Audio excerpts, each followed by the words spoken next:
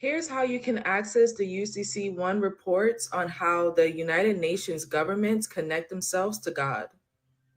First, you will have to go to the Forest Washington government website.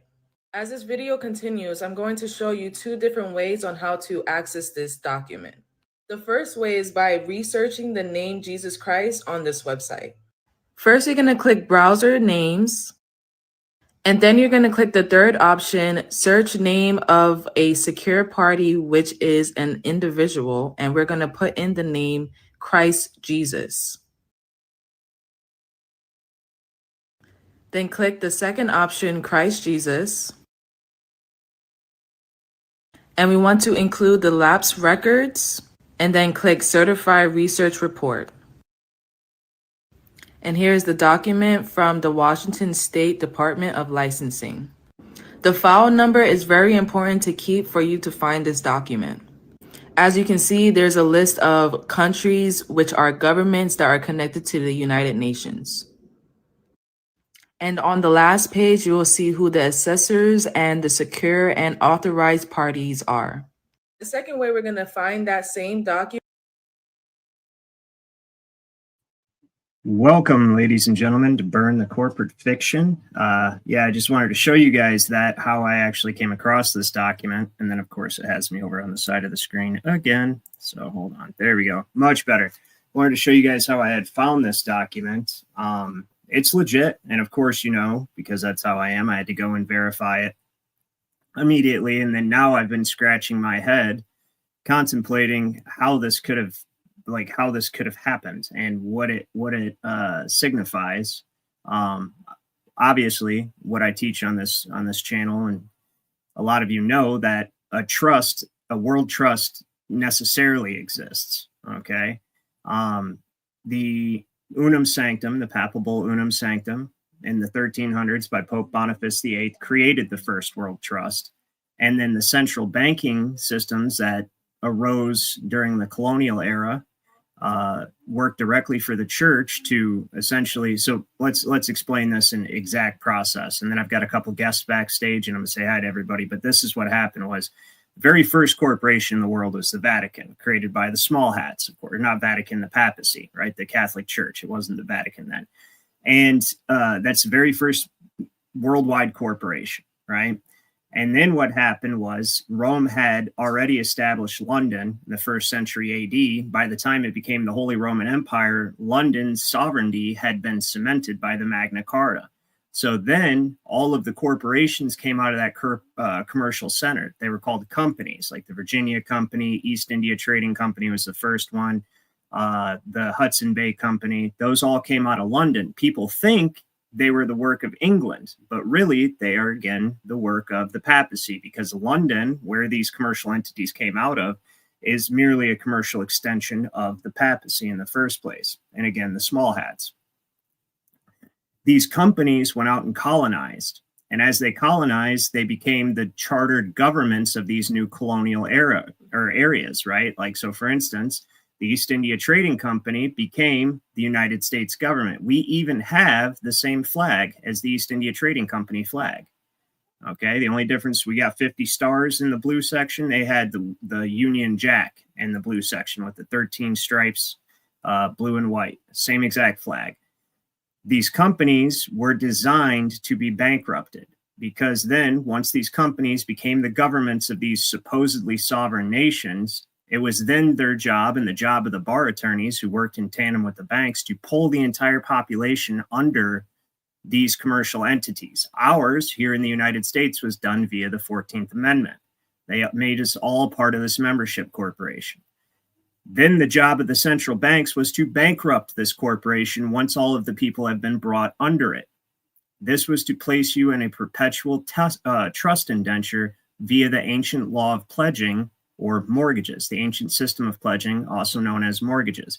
1933, your estates were mortgaged to secure the issuance of Federal Reserve notes.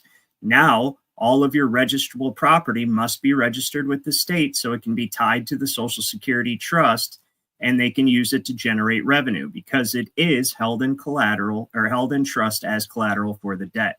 This entire scheme is the realization of Unum Sanctum.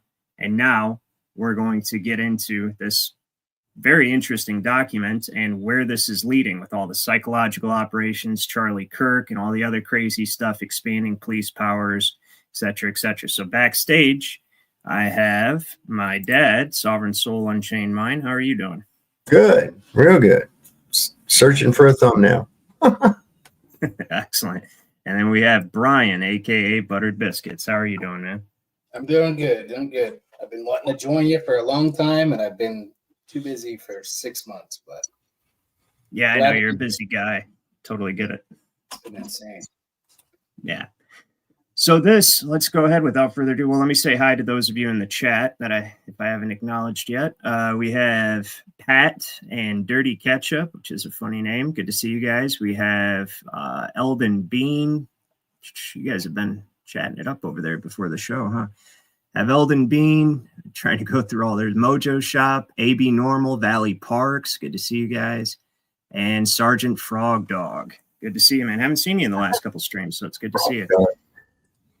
So we are going to move away from the Kirk assassination and delve into where this is all going, right? YouTube definitely did not like that last video I did. They immediately copyright struck it for the one thing that they didn't strike it. They just hit it with a copyright, and they hit it with, they basically said, they're like, oh, this video can't be monetized because of its content, which I don't give a shit, whatever. But they did not like it. Fortunately, they didn't take it down, so it's still up for everybody to see. Of course, the juicy stuff is on Rumble, but today we're going to get into this digital tyranny that they're moving us towards. Digital prison. Digital prison. Let's, of course, start with this weird document. So you guys watched that video I just played. Well, so of course, I went right to the Washington State Department of Licensing, which is fortress.washington.gov. Now, when I searched the name of the individual, Jesus Christ, it froze up my computer. So I actually had to go into it. Yeah, it did. Froze up my whole computer. So I had to go back in, restart, go back in, and search the file name, the document number. So this is what pops up. You hit certified search report, and bam, here it is. So at the very top of this page, we're going to zoom in. Let's go all the way up. Come on. There we go. All right. So at the very top of this page, it says, you see it's Washington State Department of Licensing, Uniform Commercial Code Debtor Information Search Report. So the individual, the debtor, is Mountbatten-Windsor, King Charles III, a.k.a. Charles Philip Arthur George Debtor, right? And you go down here, and he's the very first. He's the principal debtor right here. And then under him is every nation in the world, every country in the world, rather, right? Going all the way down. There's not one single, and then it has their location, which is what's interesting when you look at these things through the lens, look at them as a corporation, as a debtor corporation. They all have a headquarters. The United States is located in the District of Columbia. UCC 9-308 says that the United States is located in the District of Columbia. So all these countries have their centralized area or their location right underneath it, like Ulaanbaatar for Mongolia, et cetera, et cetera. So this is where it gets interesting. You go down here and it lists the secured party. The S, secured party, is Jesus Christ, who's obviously located on earth, according to them, which I would think that he would be in heaven, but whatever. So Jesus Christ is on earth. The assignor is God and heaven. The second assignor is the United Nations, 405 East 42nd Street, New York, New York. And the third assigner is the Federal Reserve Bank of New York on 33 Liberty Street. Of course it is 33. There you go. 33 Liberty Street, New York, New York. Right? So look at this. The secured party, Christ Jesus, authorizing party, God. Now, there's also this weird YouTube link on here, okay? And I went and I searched this up. I typed it in exactly. This doesn't exist. The video doesn't exist. It'll take you to YouTube, but it doesn't exist. There's not a channel. There's not nothing. It's just a black screen. Doesn't go anywhere. right? And the authorizing party God. So you guys see what they're doing here, in my opinion. If this is legit, which I don't see how, because you can't file. So then I went and did a search. I said, can someone file a UCC one for another person? Because like, what, did Jesus come down and file the UCC or the secured party, creditor statement himself? Did he come down and say, everyone's indebted to me for, my sacrifice or whatever the case may be? No. So this means somebody, I don't think so, right? Because that would mean Christ is back and didn't tell anybody, right? So somebody had to file this on behalf of Jesus, right? So this is where it gets interesting. I asked the AI, I said, can someone file UCC one for another person? I asked two different AIs, the one on my phone, the one here. This one says in most states, the secured party or their authorized agent can file UCC1 statements. The key is having proper authorization. Law firms, filing services, and even borrowers can file on behalf of the secured party if they have written authorization. So what happened there? Did Jesus give them a letter of permission to whoever to go file the secured party creditorship? I don't know. The other AI said, yes, someone can file a secured party creditor statement on behalf of another person, but only if they are an authorized agent. The filer must have consent of the secured party they are representing, as well as the authorization of the debtor against whom the lien is being placed. So that would mean that they have to have Jesus's permission and King Sausage Fingers, right? Sausage Fingers the third. Sorry. But yeah, so they would have to. Now, let's go back to this because there's another point of interest, and then we'll open this up for a little discussion here. But he's got royal nose pickers. Otherwise, his nostrils would be a lot bigger. Yeah, no kidding. So let's go back up here to the top and look at when this, actually, no, we don't go. We'll go right here and look at when this was filed. This was originally filed on the 21st of September, 2022. Well, what else happened in September 2022? And we'll look it up just so people can see. When did Queen Lizard Breath, Elizabeth, die? Right, so, oh, well, that's obviously not the one we wanted. The second. 2020, 2022. So September 8th, 2022. And this was filed September 21st, 2022. Has it and been so that you'll long? note, Fuck. Has it been that long? Has it been 3 years? Yeah. Golly, man. It seems like it just happened about a few months ago or something. It's going by so fast, man. 3 months. So here's the thing that's interesting about this is, so this was filed right after. So she died September 8th, 2022. And this was filed right after her death. So it's almost like, because again, we'll go all the way to the top of this and look at right here, who the principal debtor is. So all the nations are listed under King Charles III. And so King Charles III had just taken the throne. And it's, if I'm looking at this correctly, when it was filed and everything, this is like the new secured party creditorship for the new occupant of the throne of England. And when you look at the way the Vatican has its trust set up, the Unum Sanctum, the World Trust, so essentially it's split into two powers. There's two keys, two pillars, et cetera, et cetera. It represents spiritual power and temporal power, okay, or the spiritual key and the temporal key. And when you read Unum Sanctum, it says right there that they reserve the spiritual authority for the church, but they delegate the sword, or they delegate the temporal authority to the kings of the earth, right? And so eventually this just became one king as the primary crown holder, and that king was King Carlos of Spain for a long time, and now I do believe it's went back to King George. So essentially this is set up, this is the trust right here, and this is set up as if King Charles is the primary debtor, which all the other companies and the people subject to those companies, like the 14th Amendment citizen, are all created through the authority or as an enfranchisement of the Crown Corp of King Charles. That's what this looks like to me. I do know this trust exists for a fact, and I can explain it's a logical, it has to exist. If you know law, you know it has to exist because they mortgaged your estate. That automatically creates a trust, automatically, right? So this trust has to exist. And I think this is right here, the structure, how they run it through UCC. So the other big portion of this, last thing I want to cover on this before we talk about it, is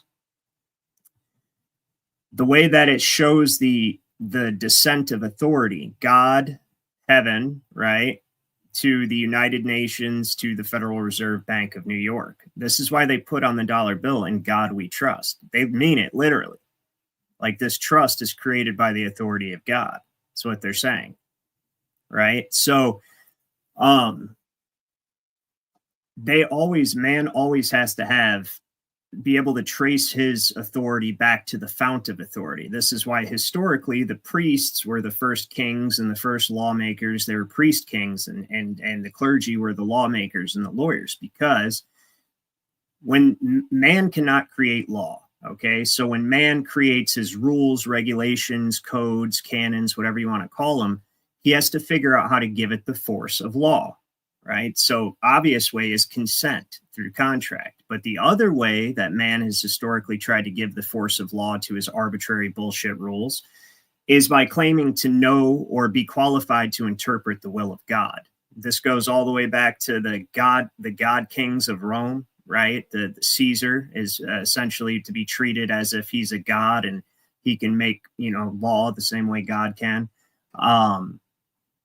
This goes back to the Pharisees, the Sadducees, who would take the Torah, would take the, what you can read, this is the law, right? And then interpret it and say, well, this is what God meant by Sabbath, or this is what God meant by not working on the Sabbath. So they created legislation, a whole list of things that you're allowed to do and a whole list of things you're not allowed to do on the Sabbath, when the Torah doesn't say any of that. That's just their own rabbinical interpretation. See, they're able to make law or make rules and give it the force of law by claiming it to be the authority or the will of God. And that's necessarily what the Federal Reserve and this massive banking scheme is doing here, right? Via this secured party creditorship. I mean, this is wild. Jesus is a secured party, right? So who's the representative of Jesus on earth? Well, that's going to be the Pope, right? According to the law. What do you guys think? Let's talk about it. I don't know, man. This is really fucking weird, man. Weird as shit, isn't it? Yeah, it is. And this is what I found really strange too. Did you say that thing with Trump in England, in London there, with the king? And he's walking like 20 feet ahead of the king. He did that with the Queen Elizabeth too. And that's so against protocol. Nobody walks ahead of the monarch. No one. That's how that shit works. And when the monarch, like when the queen, when she's like done eating, so are you. Right. Everybody, I mean, there's a huge protocol, and this visit really went against that again. And I'm wondering if that has anything to do with this. Well, there's some reason that all world leaders keep deferring to Trump. Like they literally treat him as if he's like the second coming of Charlemagne, right? Who was the first Holy Roman Emperor. And there's something about him. The Jews think he's their Messiah. I don't know. He's been scared of Netanyahu the last couple of months. Is he though, or is that just a show? Well, I don't know. Blumenthal, Max Blumenthal said in an interview I was watching here that he's got people in the White House. He said he's never had such great access to the White House before. And he said they've told him that Trump is afraid that Netanyahu is going to assassinate him. Interesting. Yeah. And he has acted really, really strange the last week. Really, really amped up quite a bit. He's snapping at the reporters worse than hell ever. The guy asking him a question about, his businesses and running the country and shit. And he says, "Oh, maybe I had to have you be looking into you, go after you and shit. And it's like, Oh yeah, we watched that last night. Yeah, that was funny. What the fuck is this guy doing, man? He's they're coming for free. Well, Dirty Ketchup, and he says apparently Justin Nemos, is that his name? Dustin Nemos has the same opinion that Trump is the Antichrist. Is what it's the going theory right now, and I've definitely heard that being circulated. I don't know if he's that high. I don't know. That's a good question, because they've always been very careful to keep Trump out of scandal his entire career, and he's been in 1,000 different movies he's had a cameo in, so they keep him in the public eye, just in the in the background of public consciousness, but kept him out of scandals for the most part. It's almost as if they had intended to run him the entire time, right? Damien Thorne in the Omen movies. Did you ever see all three of the Omen movies? I haven't seen all of them, but I've seen the Omen. Yeah, the third one, he's grown up and they groom him to be president. Yeah, I mean, that would make sense. All I know is that financing statement, which I linked in the chat, is very strange. And so this is the ultimate. This is why the small hats are pushing that Gideon technology. This is why Epstein, Palantir, Bill Gates, another eugenicists, transhumanists, and all of those are part of the same club. And they're all, obviously, this was one of the added perks of Epstein's enterprise, is they all make pacts with Satan, doing horrible shit to little children. So we know that, right? Like Frazzle Drip, for instance, and all that other stuff that would turn your stomach to even look into, right? This is where all of it connects, is because they truly are trying to usurp God's authority, take God's jurisdiction. And when you study the law, you can really see how they're doing this, because man cannot make law. This is known. It's known by any honest jurist that man cannot make law. Man can only regulate property, or can only regulate commerce and settle property disputes. So what did they do? They created the concept of trust, and then reduced everyone to chattel property held in trust. And now, in God's eyes, they're not actually trying to judge living souls and usurp God's authority. In God's eyes, the way they're lawyering or loopholing this little caveat here is they're just adjudicating property disputes and trust issues. That's it, right? Which man has the full right to do that, because they're non-living things. So they reduce all living men and women to non-living property, and now they want to permanently lock you into that position. They want to permanently lock you into that position. So we've all heard of the straw man. I hate that term. It's just beat to death, right? The cops hate it. They get triggered as soon as they hear the word straw man or sovereign or constitution or any of that stuff. They just get all butthurt. Well, there is a straw man, but it's a little bit different than you think. It's a legal entity identification. It's not you. It's the debtor. It's the enfranchisement. It's the enfranchisement of the federal corporation. It exists only on paper, okay, in a fictional realm of a fictional trust using fictional currency and all this stuff. So, when you go to court, you can challenge this. Right at arraignment, you say, I'm here by special appearance because you have me in the wrong jurisdiction. You know what I mean? Like, what is this, law or equity? Well, it's definitely going to be equity, because that's where the judge can play God, and all trusts have to be adjudicated in equity. It's not going to be at law. So you can challenge it right now. But if they get the digital IDs implemented and they get you to adopt that, and they get the digital currency implemented and they get you to adopt that, and then they place both of those under AI governance, it's over with. And you're going to be locked into that straw man, locked into that legal fiction permanently, and have no access to actual lawful jurisdiction. That's where we're heading with this. Think about it. You'll be integrated with your legal fiction. So that means that if AI is doing all the governance, and it's all these, there's cameras everywhere, your car is a camera, everything's a camera, and they're monitoring you. All they ever see is that debtor fiction, that legal fiction. That's all the AI can recognize. can't recognize the living you. And when you jaywalk or you speed or you do anything, right, there's no court. There's no more court. What do they need court for? AI has facial recognition, right? AI knows it was you, seen you do it, and it's going to instantly deduct whatever the fine is from your digital bank account.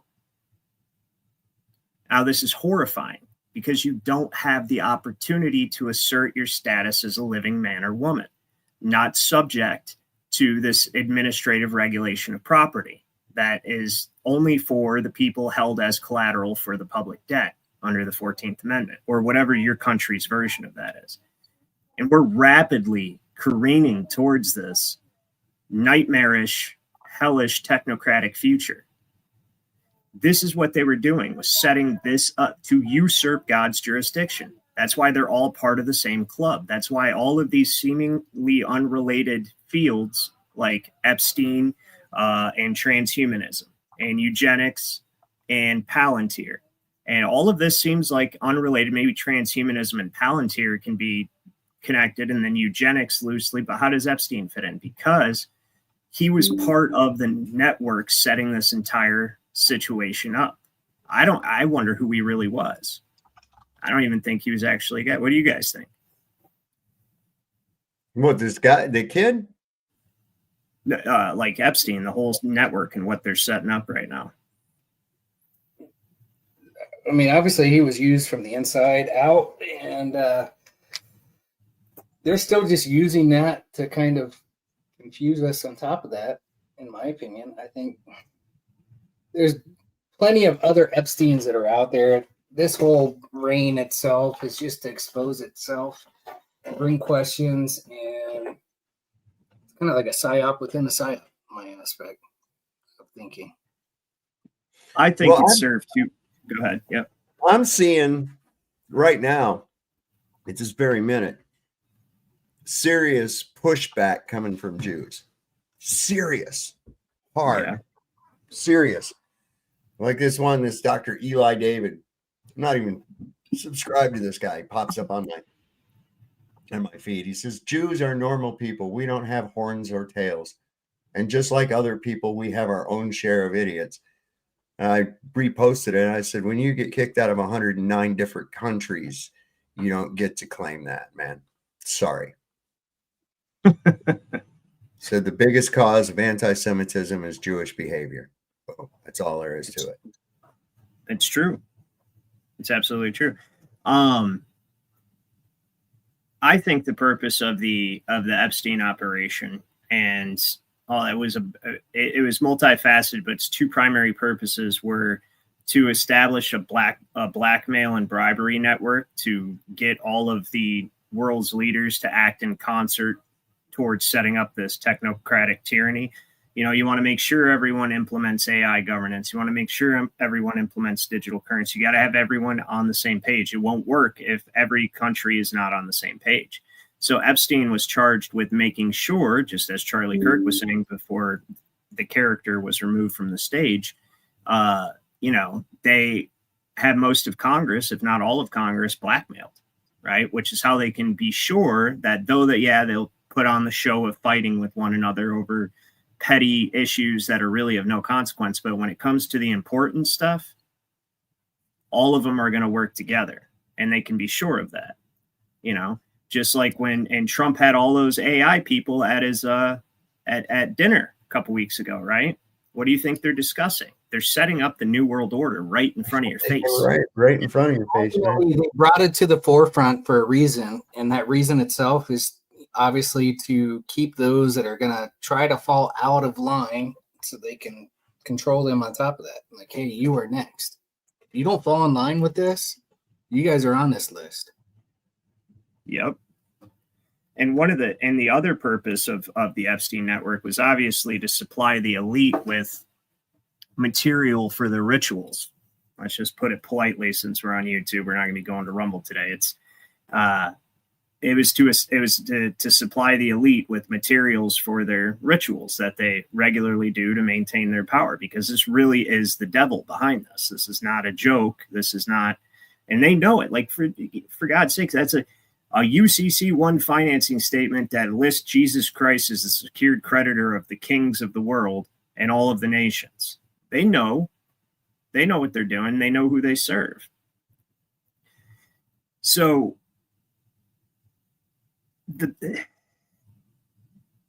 if we allow them to set up digital currency, which one of the reasons I have Brian up here tonight is he's very, very learned in the financial aspect of things. He's a guy who knows how to work with money, deals with various banks, stuff like that. And as professionally, actually, not just like, oh, he uses a bank, but he's a professional in finance, and he can see the writing on the wall, just like I can from the law aspect of it, right? They're gonna crash the economy this year. You want to go into that a little bit, Brian?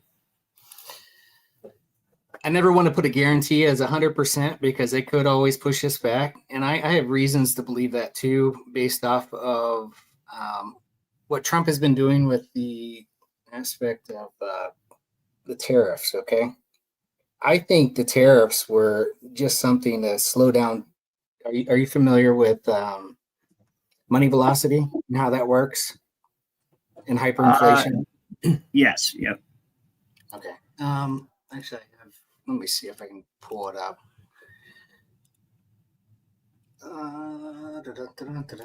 Okay, so here I'll bring it up just so others can kind of understand, because I don't think everybody will. Yeah, it's tough explaining concepts like these to people who are very unfamiliar with it. But let's just put it this way: the last several times that there have been massive economic upheavals in this country, there was massive tariffs right before it, and that further accelerated the collapse of that current economic situation so that they could bring in the new economic situation, like the Great Depression. Go ahead. That is absolutely true, but they also like to blame something on something else. So in the aspect of velocity of money, obviously this is just like Wikipedia, and you can kind of use that. So measures of the times of 1 unit of currency is used to purchase goods and service within a given period. So basically what you're talking about is down here in an illustration. A farmer spends $50 on a tractor. A mechanic uses that $50 and he buys $40 of corn, and then the mechanic spends $10 on a barn of cats from the farmer. So basically what if I can kind of break it down, it's kind of like Joe Smo has some money. As soon as he's paid, he owes somebody else something. So now he's got to spend it on something else. But every single transaction thereafter has a increase of price to it. So in the instance of like PayPal, or you're using digital currency or taxes, you have the aspect of you owe taxes on top of it. So like Virginia, for instance, is like 5% taxes on whatever kind of goods that you're buying at, grocery store or whatever else. Not all groceries, but, for simplicity. So you have this extra 5%, and then it's turned over. They have to, the grocery store has to go and turn that around and pay the next person, which pays the next person. But what they're trying to do in this aspect, in my thought, is that they're trying to slow down the global aspect of it, because everybody is racing to zero. Every single country itself is racing to zero. So like China, us, fact, yeah. America, everybody's racing to zero. If they allow that to continue and they're able to continue to spend like they've been spending, the value is just going to go hyperinflate. So they're literally trying to hold on just long enough so that the AI governance can kind of be put into place and they can put their new system. I think they're panicking at this point. They know that the end is like.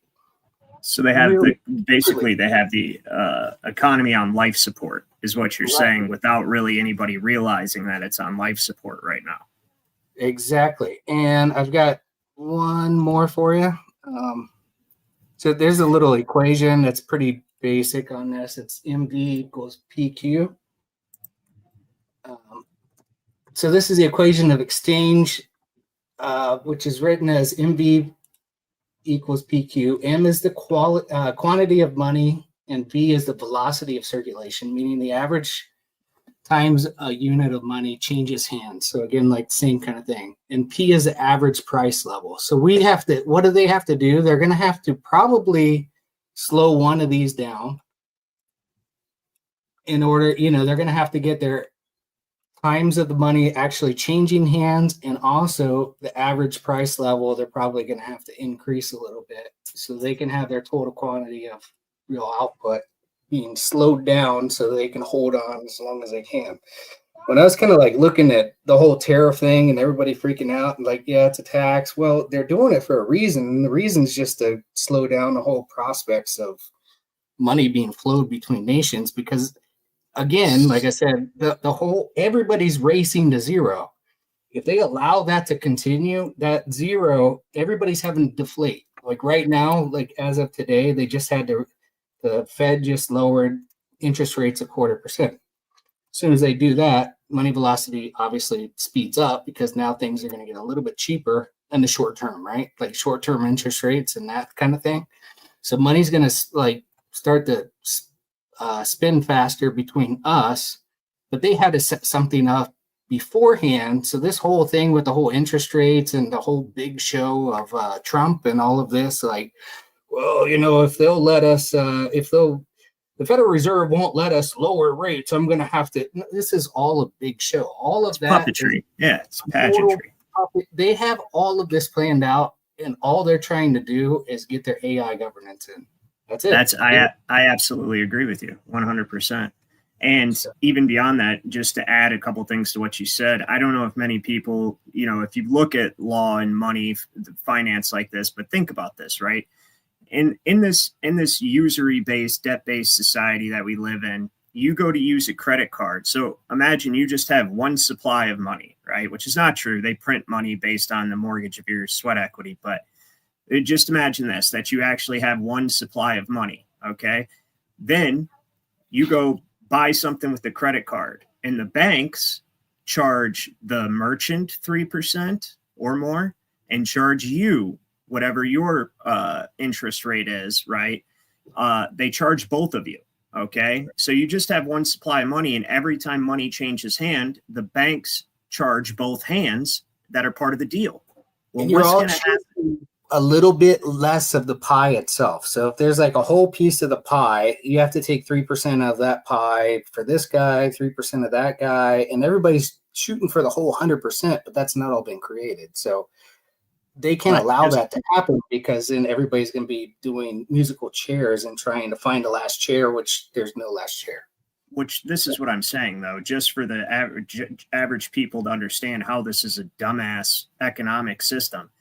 Right. It's just ridiculous, is because you have the banks that are sitting back, and every time a transaction happens digitally, right, or with credit cards, whatever the case may be, the bank charges both parties to complete the transaction.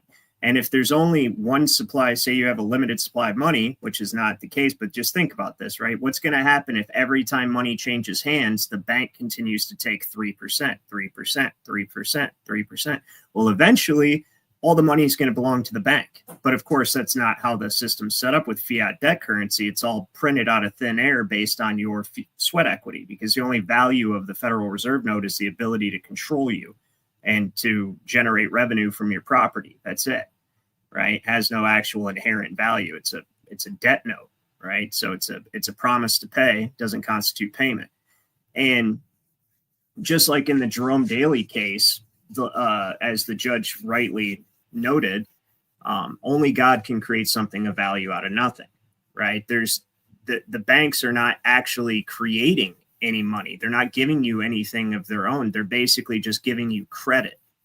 And all they do is just shift the balance on a ledger sheet. That's it, from credit to debt, right? On their side of the ledger, it's credit, money that they're owed. On your side, it's debt, but it doesn't even actually exist. The money doesn't. There is no money. It's all a big Ponzi scheme. It's just a big game of pretend. So,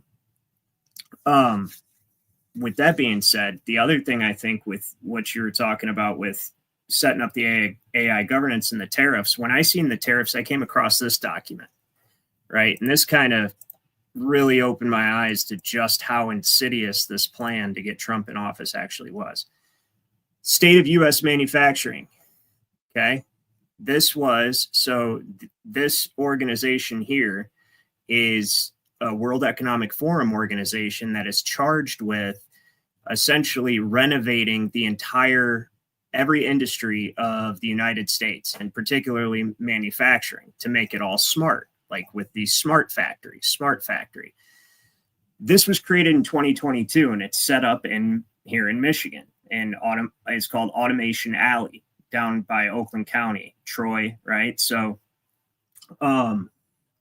this was set up in 2022, and the very first thing Trump does when he becomes president is starts implementing tariffs to encourage all of these companies to bring their manufacturing back to the United States. Now, why do I bring this up? Because this was set up in 2022 when it looked like the United States was going to essentially be no more, right? Was going to be destroyed. So why did they make this the center for automating manufacturing, as if they knew that within a few years, manufacturing was all going to come back to the United States? You see what I'm saying? So it kind of reveals that this was a intentional plan to have Trump in office and to have Trump do the tariffs and all that shit. Right? What do you think? I think it's plausible. Yeah, I mean, I think they're sending us all to serftisms anyways. And this entire, even if they bring it back here, what people are thinking is that we're going to become normalized, right? Back to normal is what I mean. But it's not going to be exactly, it's not going to be what it was before. I think, have you've seen the Yuri conversation with G. Edward Griffin before? Have you seen that? Yeah. I have like a 9-minute kind of clip of it, which kind of explains a little bit of what's happening too, in the aspect of, where we're going. We're like literally at the last step of this. He kind of breaks this down and brings up. Oh, sure. Go ahead. I'll pull it up in just a second, but this is this is what my dad was talking about. This popped on the US debt clock. I did a stream on it. My dad did streams on it. There's shorts on it. You can go check this out. So when you went on usdebtclock.org, a secret window automatically popped up and says the Fed is under construction, right? And of course, this is just after the psyop, the whole staged pageantry of Trump and Jerome Powell both wearing construction hats, right, down at the Federal Reserve, and Trump's famously chewing out Jerome Powell for spending too much money on the renovations. And then bam, US debt clock, which was created by Bank of America, by the way, has Fed under construction. You click on the PDF and this is what pops up: the new the new money revolution. Okay. Now this is a Trojan horse. The stuff that was in this document is interesting. Like at first we were all taken aback. Like there's no way they're just showing people this. Anybody that finds this, they're actually admitting to it, that they are the money changers from the Bible, for instance. It says, and Jesus went into the temple of God and cast all them out that sold and bought in the temple and overthrew the tables of the money changers. So they're admitting who they are, right? And then goes through to tell you the scam of money, debt as money, how the Bank of England started it, and war makes debt. So that's the reason for all the wars. This one is interesting, and most people don't know this. I had been looking for this quote for a long time, and here it's just, they put it right out there. It's Benjamin Franklin said the colonies would have borne the little tax on tea and other matters had it not been that England took away from the colonies their money, which created unemployment and dissatisfaction. The inability of the colonists to get power to issue their own money permanently out of the hands of George III and the international bankers was the prime reason for the Revolutionary War. So not no taxation without representation, not the fucking tea tax and the Boston Tea Party. All that's mythology. It's mythology. It's national patriotic drivel. Yeah, that doesn't. So Bahui. Exactly.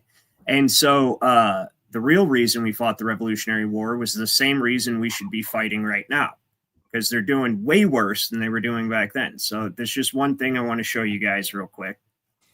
this is the new. So yeah, they actually show you the Fed is a banking cartel. They're criminal, not federal, no reserves. All this stuff. You can get this off the debt clock if you go to the secret window. But you go down here, and they're talking about what they're going to replace it with. This, okay, the new Treasury dividend dollar, the digital Treasury dividend dollar, right?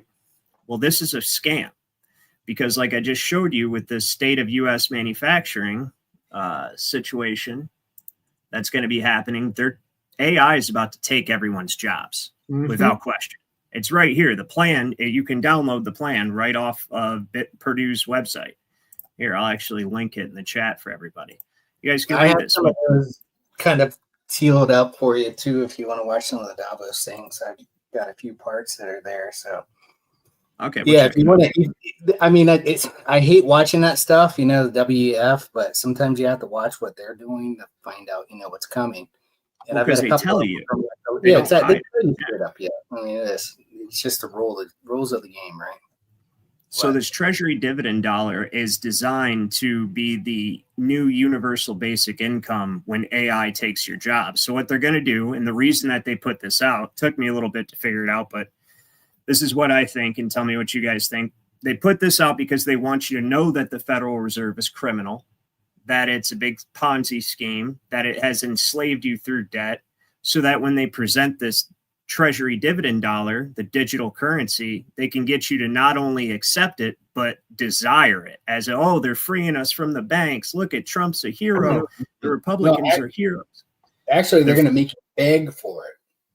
Yeah, beg for it. Right. So beg. Yeah. Here's the difference. Of what they're going to say is how the Federal Reserve mortgage, how they enslaved you through debt and charged you a fee to use their currency, right? Income tax and all that. The new Treasury dividend dollar is going to pay you a dividend because we're collateralizing you as an asset. You're part of the assets of the United States, which you are. So that's the whole thing. The way that the Fed has enslaved you is you're held as collateral, held in trust, right? You're held in trust as collateral. You are the part of the commodities that back the debt. So they're not going to change that, right? Because then they wouldn't have the administrative control over you and your property that they do right now to be able to implement the motor vehicle code and all of the other administrative regulations of property that they can enforce because you're a debtor who's indentured as a trustee, right?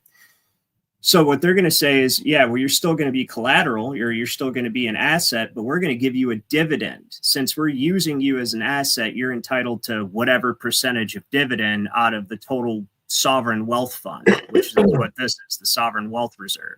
And so people are going to look at it like a gracious, magnanimous, gift from Jesus Trump, right? Well, it's going to be universal basic income, and not only that, it's going to have no opt out.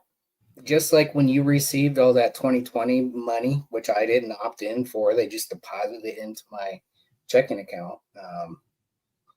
It's going to be exactly the same thing. And what did I do with it? I went and bought silver, but I said, thank you very much for the 860 ounces of silver because it was $15 an ounce. And everybody else was out. It was like July. They were like, oh, we can buy fireworks. And I was like, wow, just like the government, you guys are going to go blow up your money. Good job. Like the tomahawks, that's 500 ounces per hookers and cocaine. Ha! Yeah, exactly. Insanity. This is a big trick, though, to get you to accept UBI and then what's going to happen? It might be a lot of, the dividend might be quite large at first to entice people. Be like, wow, that's cool. The government's just giving us this extra money just for, using us as assets, essentially, right?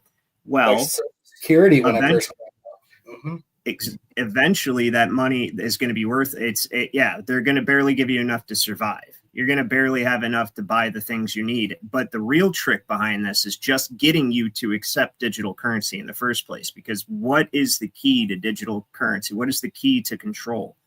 It's being able to shut off your bank account. Right now, if you have physical money, they can't shut that off. They'd actually have to come take the money from you. Right? You can hide it in your walls. You can hide it in your mattress. Even though it's worthless paper, and it is, it's still better than digital currency because it's physical. You can possess it. You can hide it. You can keep it, right?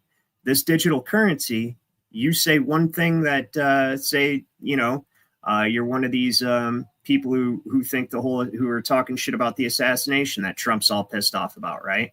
Okay. Do I agree with people feeling that way? Hell no. I think it's sick. I don't believe it actually happened, but these people do, and they're celebrating it. However, do I think these people have the freedom to express themselves? 100%. Well, see, in the future, Trump can just shut off their bank accounts, or whoever the new Trump is, right? Just shut off their bank. Oh, you think it's funny? Charlie got killed, huh? Boom. Now you can't eat, feed your family. Like I said, I disagree with people thinking that that's cool, but I disagree much more with censoring it. Right? So, absolutely. Let's see what you have here. Let me take mine off the screen. All right, I have it sped up, so I'm going to let him talk, and then we can kind of go through thereafter. But I did put the. You remember I was talking a couple of hours ago about the sleepers. That's when the students from, say, United States, if they're trained in Lumumba University, or developing nations, that's the students I was dealing with, are being sent back from the Soviet Union here.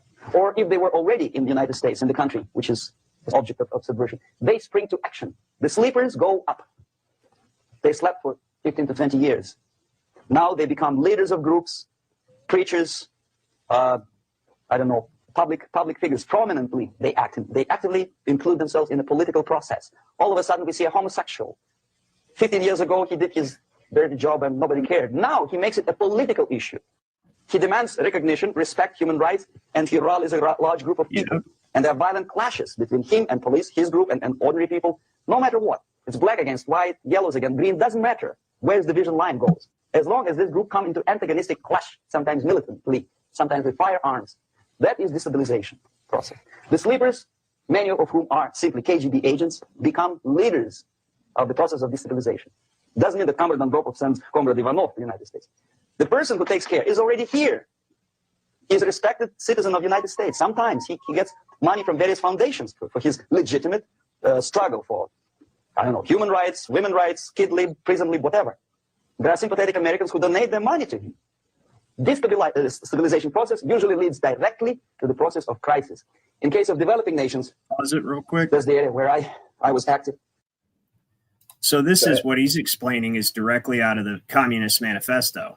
It's a communist textbook 101.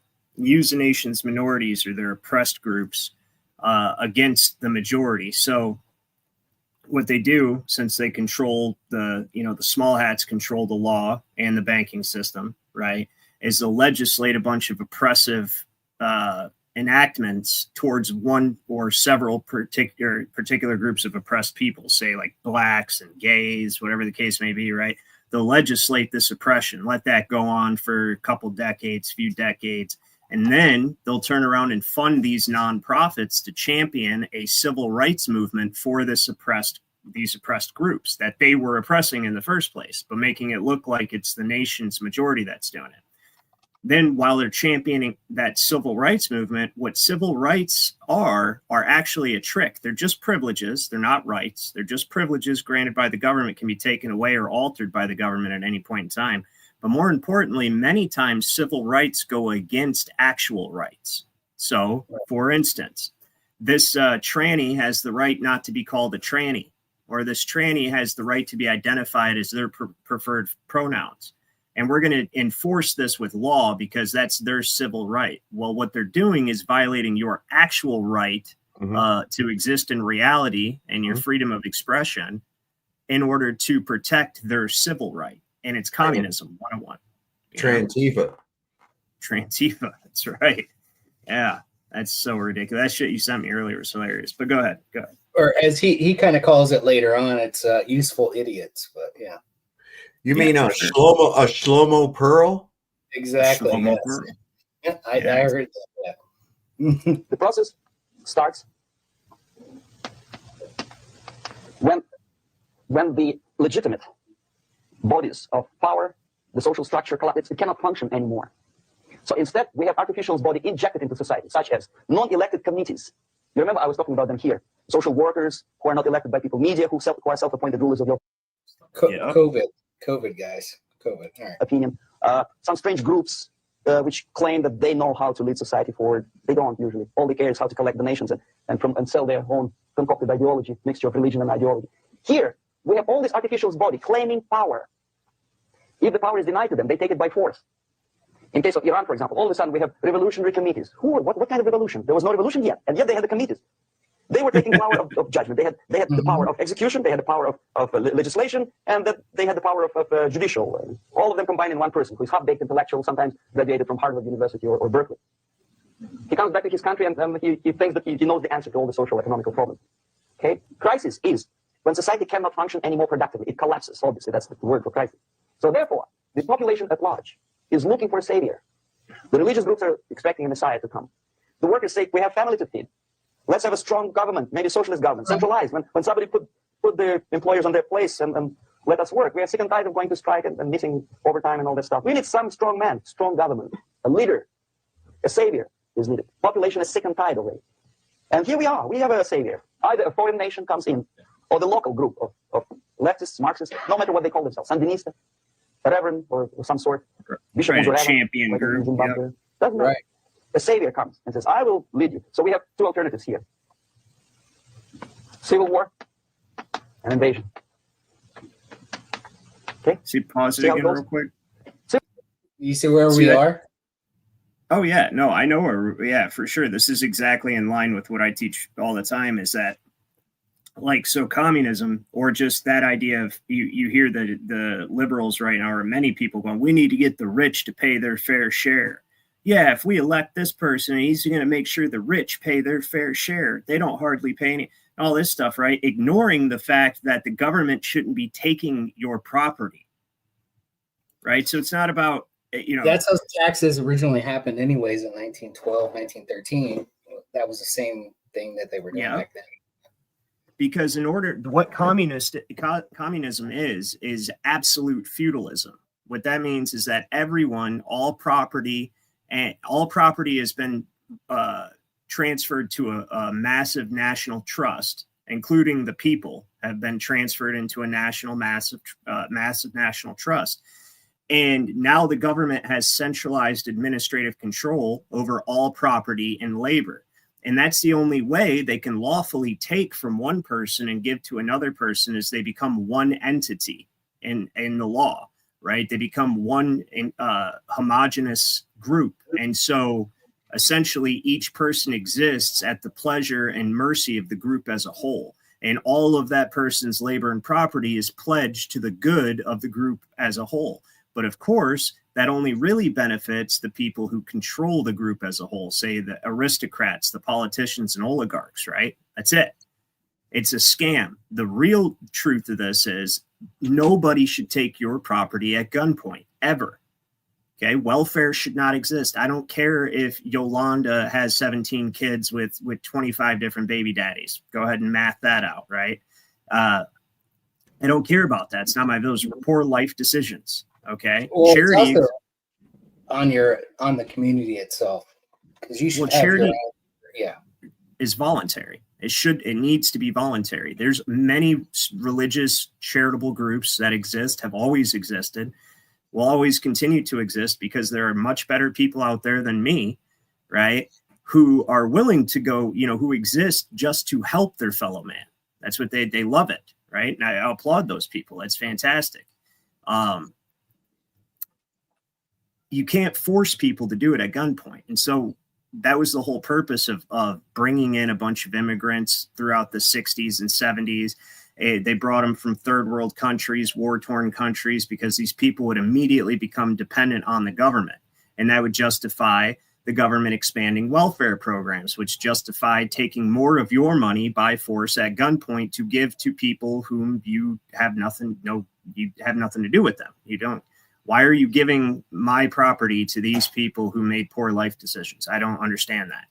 I can't wrap my head around that. And it makes me want to 1776 all over again, And you look at all these people now, they're bitching about, I can't buy Coca-Cola with my food stamps, right? Like, bitch, you shouldn't have been buying Coca-Cola with my money in the first place.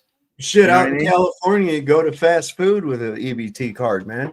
That's insane. That's insane. You I can was go going to to say, fucking they're the McDonald's. reason we can't afford it, too, on top of that, because it's just printing more money, which is causing more Absolutely. supply of the dollar, which is like printing baseball cards, basically. But see, it hasn't been about money for a long time, Brian. It's been about control. They don't care. There is no money. It's about control. The deeper into debt they can force the nation, the more administrative control they get over the people, the more administrative agencies they can create to regulate more aspects of society. That's all the EPA, the FDA, the DMV. All of these are just administrative agencies set up to create administrative regulations for the use of property held in trust as collateral. All the land is held in trust as collateral for the debt. Your automobile is now a motor vehicle held in trust as collateral for the debt. And they want to be able to create attachments. They create regulations regarding these things just so that you violate them, so they can bring you in for a breach of trust and generate their own commercial paper. That's the name of the game. It's called securities farming. That's what I call it anyway. They basically farm you for debt securities, because that's what currency is now. The more debt securities they can generate, the more money they make out of thin air. It's traffic tickets, bonds, doesn't matter. It's all just generating debt securities out of thin air, using you as the surety. For what? Because you didn't use your property the way you were told to by some fucking administrative agency. That's why. Precisely. So, anyway, go The Civil ahead. War, we know what it is. Lebanon is the best example. The Civil War, which was artificially implanted in Lebanon by injection of force of PLO, Palestinian Liberation Organization. Invasion, we have in many other countries like Afghanistan. Name any East European country, it was invaded by the Soviet army. But the result is the same. The next stage is normalization. Normalization is a very ironic word, of course. It is borrowed from 1968 situation in Czechoslovakia, when the Soviet propaganda, and after them New York Times declared the country is normalized. The tanks moved into Prague, so there's no more Prague Spring, there's no more violence, normalization.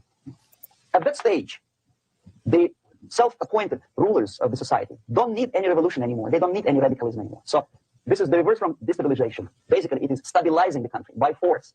So all the sleepers and activists and social workers and liberals and homosexuals and professors and Marxists and Leninists are being eliminated physically sometimes. They've done their job already. Okay, they're not needed anymore. That's where we are. The new rulers need stability to Yep. exploit the nation, to exploit the country, to take advantages of the victory. So no more revolutions, please. Normalization now. From now on, no more strikes, no more homosexuals, no more women live, no more kid live, no more live, period. Good, solid, democratic, proletarian freedom. Now, to reverse this process takes enormous effort. When today, the United States had to invade Granada to reverse the process of subversion. Some people say, boy, this is not good. It's not You were there, weren't you, invade the Dad? beautiful country, island of Granada. But yeah, mop Well, I up didn't- afterwards. Or wasn't there in the initial. Oh, you were there for the It was mop called up, the you said? Mhm. Yeah. Here, Go ahead. Granada was just approached by leftists. Buddy of mine Boris went Bishop comes in over in the first wave. My buddy of mine went in the first wave. He said it wasn't shit. It wasn't shit. It was like all a big show. There was hardly any ammunition expended, man. He said it wasn't shit. He was with 82nd. Wonder how much money we spent on that. Well, there's something really weird about that whole thing too. Why Granada, right?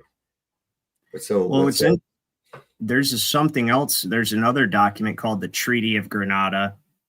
And this, I'm just spitballing, could be the reason why they did that, to obscure the search for this actual Treaty of Granada. But the actual Treaty of Granada, I'm sure you know, is the treaty that the United States government supposedly has with interdimensional entities. I don't know if you want to buy that. Look into it. It's interesting. I'm not saying I believe it. I'm not endorsing it, but supposedly the deal is they allow these entities to experiment on us and abduct us and all sorts of stuff in exchange for advanced technology. That's called the Treaty of Granada. So yeah, look into it on your own. Just a little curious point in talking about Granada. But you know, if you say, okay, that was weird, I have no idea why we might have went to Granada. Maybe that's the reason, you know, like sort of like in this, for the same reason like Beyonce or like any of these other artists, when they have a scandal, they'll make a song with the same name as the scandal so that when people go to look up the scandal, they just find the song. You know what I mean? So something like that with Granada, maybe. I don't know. Spitballing. But go ahead, you can play. The Grenadians want him? Very questionable. They didn't know who was Maurice Bishop in the first place. He came to power by coup d'etat himself. Okay? No, we let the situation develop further and further and further until the crisis and normalization very soon. And then the United States decided to invade country, discovering that the country was absolutely a military base for the Soviet Union. Of course, it's a drastic measure. Of course, it's a pity that Marine Corps had to lose, 17 lives? Very bad. Why not to stop the process before it comes to crisis? Oh, no, intellectuals will not let you. It's interference into domestic affairs. They're very careful not to let American administration to interfere in domestic affairs of Latin American countries. They don't mind Soviet Union interfering in this affair. Okay. So to reverse this process, from here, it takes only and always military force. No other force on earth can reverse this process at this point. At this point, it does not take military invasion of the United States Army. It takes strong action, like in Chile, a CIA covert involvement to prevent the savior from outside to come into power and to stabilize country before it erupts into civil war. Now, I don't know if I agree with that, because that could kind of give accreditation to Trump on top of that. What do you mean? For putting boots on the ground and all of that. So a lot of people say, oh, I watched that, and yeah, he's putting boots on the ground because he's trying to stabilize the whole situation. But I don't believe in the whole left-right paradigm as it is anyways, and I don't think that Russia is any different than the United States. No. So you get what I'm saying? So I think, take what's good, leave the crap behind. But I think North Korea is a psyop, man. Yeah. Well, of course, it's controlled by the CIA. Yeah, it was created by the CIA. What is it really? We're told it's this really strict military regime and all this other shit. Hell, it might be fucking paradise. Everything else they tell us is a lie. There's a reason that they won't let us know nothing about what's North Korea or anything, just this state narrative about their terrible people and all this. That's all you ever get. And that makes me think, it's like, well, I'm being told this by people who tell me the opposite of what's true all the time. So I just wonder, Yeah, I'm not going to buy any of that. Something I wanted to point out real quick was in the way that I was talking about that man cannot make law. So the goal is to reduce everyone to chattel property held in trust so that they can create administrative regulations and give it the force of law. That's the true desire of these people, is to enslave you. And they have to do it the right way. Otherwise, they'll be punished, right? So they take such great care to get your consent for everything. And I've heard people, well, they don't have to follow any rules. Yes, they do. They have to follow the law, the original law, right, that God created. And so when they take control of us, they have to do it lawfully by gaining our consent or by incapacitating us or declaring us incapacitated, so that they can basically take us in trust as if we're wards of the state under parens patriae. It's exactly what they do. That's what equity is. I'll get into that in a moment. But this right here is a very good book. You actually got this. You sent this to me, and it's fantastic. And so it's important to note, and since we're talking about small hats and the differences between us, it says that the world has been dominated by the genius of two great races for several thousand years, the Semites and the Aryans. Right? The former, as nearly as scholars can discover, had its original home in blah, blah, blah, right? And so what it says is that the Semites, it says that the races differed temperamentally. It says the Semites practiced polygamy and made the tribe the unit, parens patriae, daddy government. This is what Rome adopted. This is why I say small hats really created Rome in the first place, because Roman civil law is essentially small hat style law, where it's all, what's good for one is good for the tribe type of deal. It's communism. And so it says that the unit was patriarchal system. The tribe was the unit, their patriarchal system being their ideal, right? Now, when it comes to the Aryans, says among the Aryans, the family was the unit and the young man was the hero, and individual rights were recognized. Okay, so when you look at this, like the Germanic, the Anglo, the Celts, all of them, this is where common law comes from. Okay, the Roman civil law is Semitic, it's Talmudic. Okay, it's interesting to note. So when we go down here, and just this other part I wanted to show you guys, they're talking about the problems that the Englishmen had with Roman civil law being introduced, right? Well, it says prior to William the Conqueror, the law was just common law. It was scarcely written down. And when it was, it demonstrated that it was heavily rooted in the 10 Commandments, followed with many Mosaic precepts and significance and the significant utterance of Jesus. Think not that I have come to destroy, but to fulfill.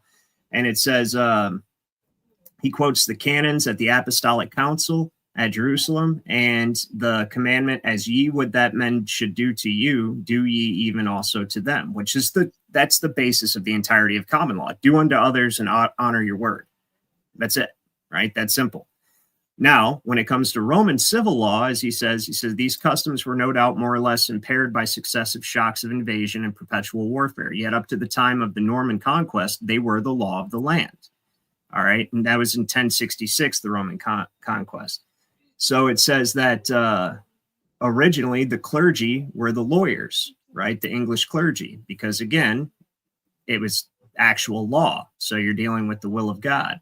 But then when the Roman civil law was introduced via William the Conqueror and the revived teachings of Justinian, he replaced the English clergy with Roman clergy. And then they started implementing Roman civil law, which is essentially just trust law, reduce everyone to property, because that's, you have to understand, it's very simple. There is no way that man can make law. So the Babylonians were the first to figure it out. Well, the Egyptians, and the Babylonians adopted it, then the Greeks, the Persians, and the Romans. And it's reduced the entire nation to chattel property, and then you can have a kingdom where man can make rules and give them the force of law. And so it tells you right here that the Englishmen had a real problem with that because they knew it wasn't law. But in Roman law, and I'm trying to find where it says essentially you had to treat the emperor as if he were God. Right here, this is it. It says they did not accept the idea. It says the English lords and barons would not accept the idea expressed in the statement. The emperor alone is deemed the maker and interpreter of the law. They couldn't stand that because they were common law. Is God is the only lawmaker. Okay, so and that's the fact. Where did they get this from originally, Ryan? What do you mean? This whole playbook. What play? That's what I'm saying. So this playbook goes all the way back to Joseph, the devil. Egypt. Yeah, well, not just devil, because in God we trust, like you said, is God gave that trust over to Joseph, which was seen as a god because he was under Pharaoh himself, and he was seen as a god in the land of Egypt. And all the people after 3 years, they gave over everything. All of their food and everything else, all of their assets itself back to the government itself, and he was treated basically as a god. So I can explain it simply right after I do this. So this is the other thing. It shows you that they literally want to make themselves God. This is another maxim of Roman law. It is like sacrilege to oppose the rescript of the emperor. What? Sacrilege against a man, right? That's stupid. The constitution of the prince has the force of law as the people place all their power and authority in his hands. See, that's the concept behind Roman civil law, to create a God king, right? Because only God can make law. So the answer to your question is essentially way back in ancient times. So you know the story of Osiris, right? And his brother Set and Isis. Essentially what happened was Osiris was the wise god king of Egypt, right? And he was supposedly just and all this stuff. Well, his brother Set was his evil brother. That's where we get the term sun set from. And he was jealous of Osiris. So he killed Osiris and he cut his body up into 14 pieces, including his dick. And he fed the phallus to an alligator. Okay. Isis came down looking for Osiris and only found 13 pieces because the dick was obviously fed to the alligator. So she fashioned a new artificial phallus, right? And then resurrected him. But because it was artificial phallus, it didn't have the actual authority of the god. He only could be partially resurrected, and he became God of the dead.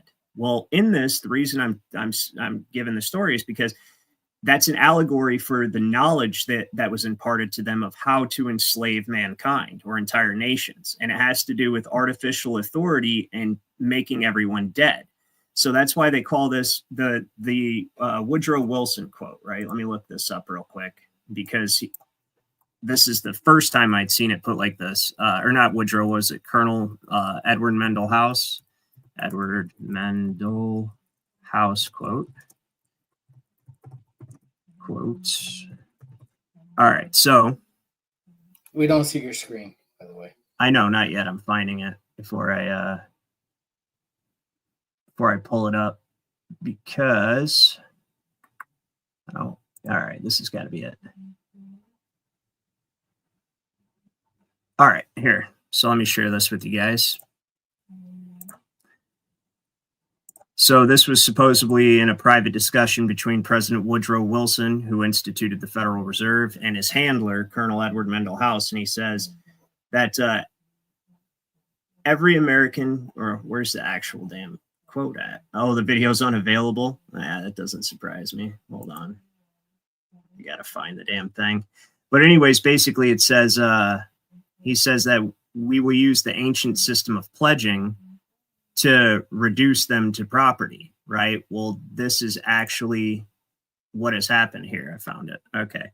So we'll read this quote and I'll explain how that relates to the allegory of Osiris and the ancient knowledge, because this goes all the way back to ancient Egypt. So he says, very soon, every American will be required to register their biological property, meaning your children, right? Yourself, your children, their biological property in a national system designed to keep track of the people and will operate under the ancient system of pledging. That's called mortgage. And this goes all the way back to ancient Egypt. And then, of course, after Egypt, Babylon, Persia, Greece, right? Then Rome. This ancient system of pledging. It says, by such methodology, we can compel people to submit to our agenda, which will affect our security as a chargeback for our fiat paper currency. Right? Every American will be forced to register or suffer not being able to work and earn a living. They will be our chattel, and we will hold the security interest over them forever. That security interest, yeah. So that's how they're able to regulate your property. That's how they can have the DMV create rules regarding the use of your car. Right? Because they hold the security interest over you. It's held as in trust as collateral against the public debt. By operation of the law merchant, which is another ancient system of law, under the scheme of secured transactions, Americans, by unknowingly or unwittingly delivering the bills of lading to us, right, which is essentially what a birth certificate serves as in maritime law, would be considered it's a warehouse receipt, but it's also a bill of lading. It's also a settlement certificate. It's really quite an impressive document. However, they came up with that. So delivering the bills of lading to us will be rendered bankrupt and insolvent, forever to remain economic slaves through taxation secured by their pledges. So what happened was in 1933, Congress mortgaged the estates of all the 14th Amendment citizens to secure the issuance of Federal Reserve notes. So now you have no access to lawful money. So according to law, you're a pauper. Right? And you're bankrupt and insolvent. So you're civiliter mortis, you're civilly dead.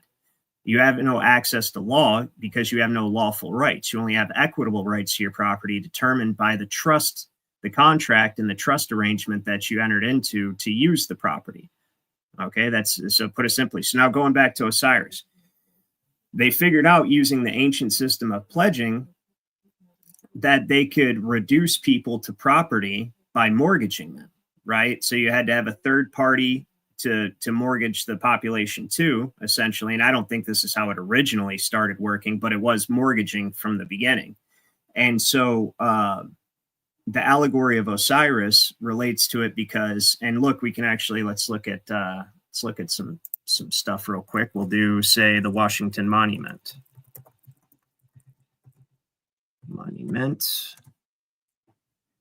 Okay, so this is the Washington Monument, and if we can find a good image of it, images, here, I'll have to share the whole window so that we can pop from screen to screen real quick. So let's see if we can find this picture right here. All right, So this is the artificial phallus of Osiris. Okay, now remember, because she couldn't find the original phallus, which represented authority, which is what the judge holds in his hand up there. It's a dick and balls that he's smacking on the puck, right? It's all phallic. It represents authority. And when you look at that word authority, author, it, right? Author, as that's where the term author or authority comes from, is author. And look at what we call the male member. Pen is, right?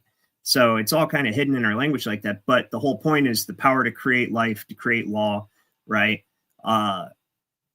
is represented by the phallus, essentially, in these ancient esoteric traditions. Don't shoot the messenger, I'm just telling you. Like, whereas the woman is the womb, the temple where the body's built, right? The man delivers the spirit kind of thing. So anyways, the artificial phallus, she couldn't find the original one, so he only was partially resurrected and became God of the dead. Well, allegorically, what's going on here is they have the Washington Monument. That was the intention behind the creation of this country the entire time, was to create the world trust indenture, right? They cannot create law, so all they can do is create the illusion of law, which is represented by the artificial phallus through the ancient system of pledging, reduce people to chattel property, and then govern the dead. That's all they can do, is govern the dead. And I'll show you, it's not just here that I'll prove that this allegory of Osiris is behind their mortgage system. So right in the, so you've got the phallus here, right? The Washington Monument. Look at what it's right in the middle of, a Vesica Pisces. What does that represent? Anybody know? That be the vajayjay, man. Yeah, That's a vagina. Yeah, that's right. So it represents the artificial phallus, the vagina of Isis, right? And then what's in front of this monument? Capitol building, which represents, it's a basilica. And what is a basilica? It's a womb. So it shows DC as the impregnation of artificial authority. And who's in the Capitol building? Those idiots who like to call themselves lawmakers, but they can't make law. But what they can do is regulate property and govern the dead. And so that's how this was the ultimate manifestation of that ancient knowledge of how to reduce man to chattel property. And it's hidden in the allegory of Osiris. You'll notice at the founding of the country, there was 13 colonies, just like the 13 pieces of Osiris. And the 14th piece had to be fashioned as the capital, right? Which is the seat of authority, where this artificial phallus is in the first place. Now it gets even a little bit deeper than this. Check this out. We'll go to IRS logo. And I've shown you guys this. Yeah. For the MasterCard, what's their saying? Priceless.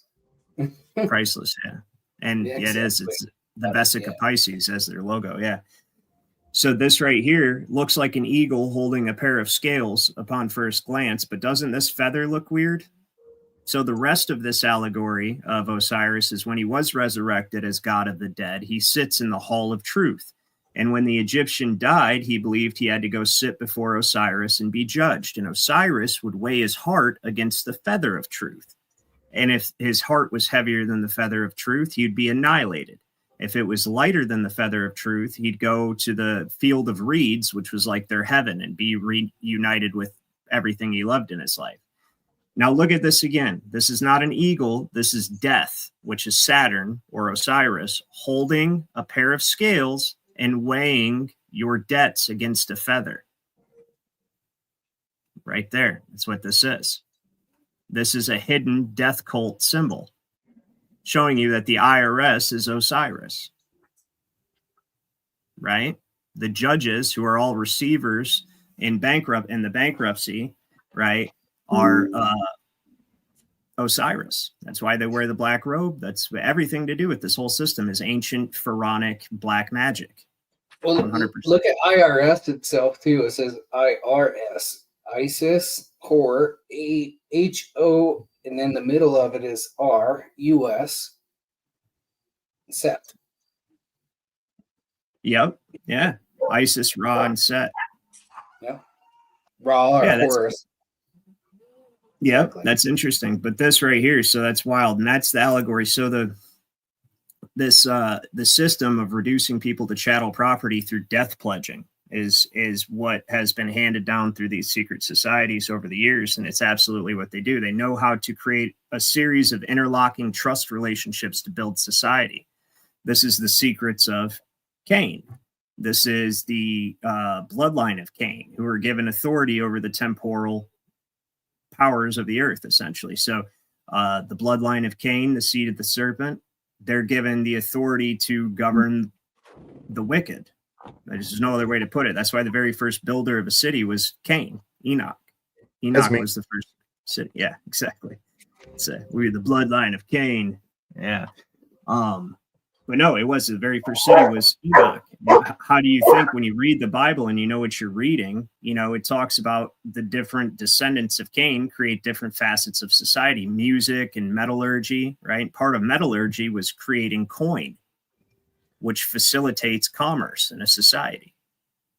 The creation of money and the assignment of value to the money, the weights and measures of it, right, is one of the major keys to their power back when we had a sound money system.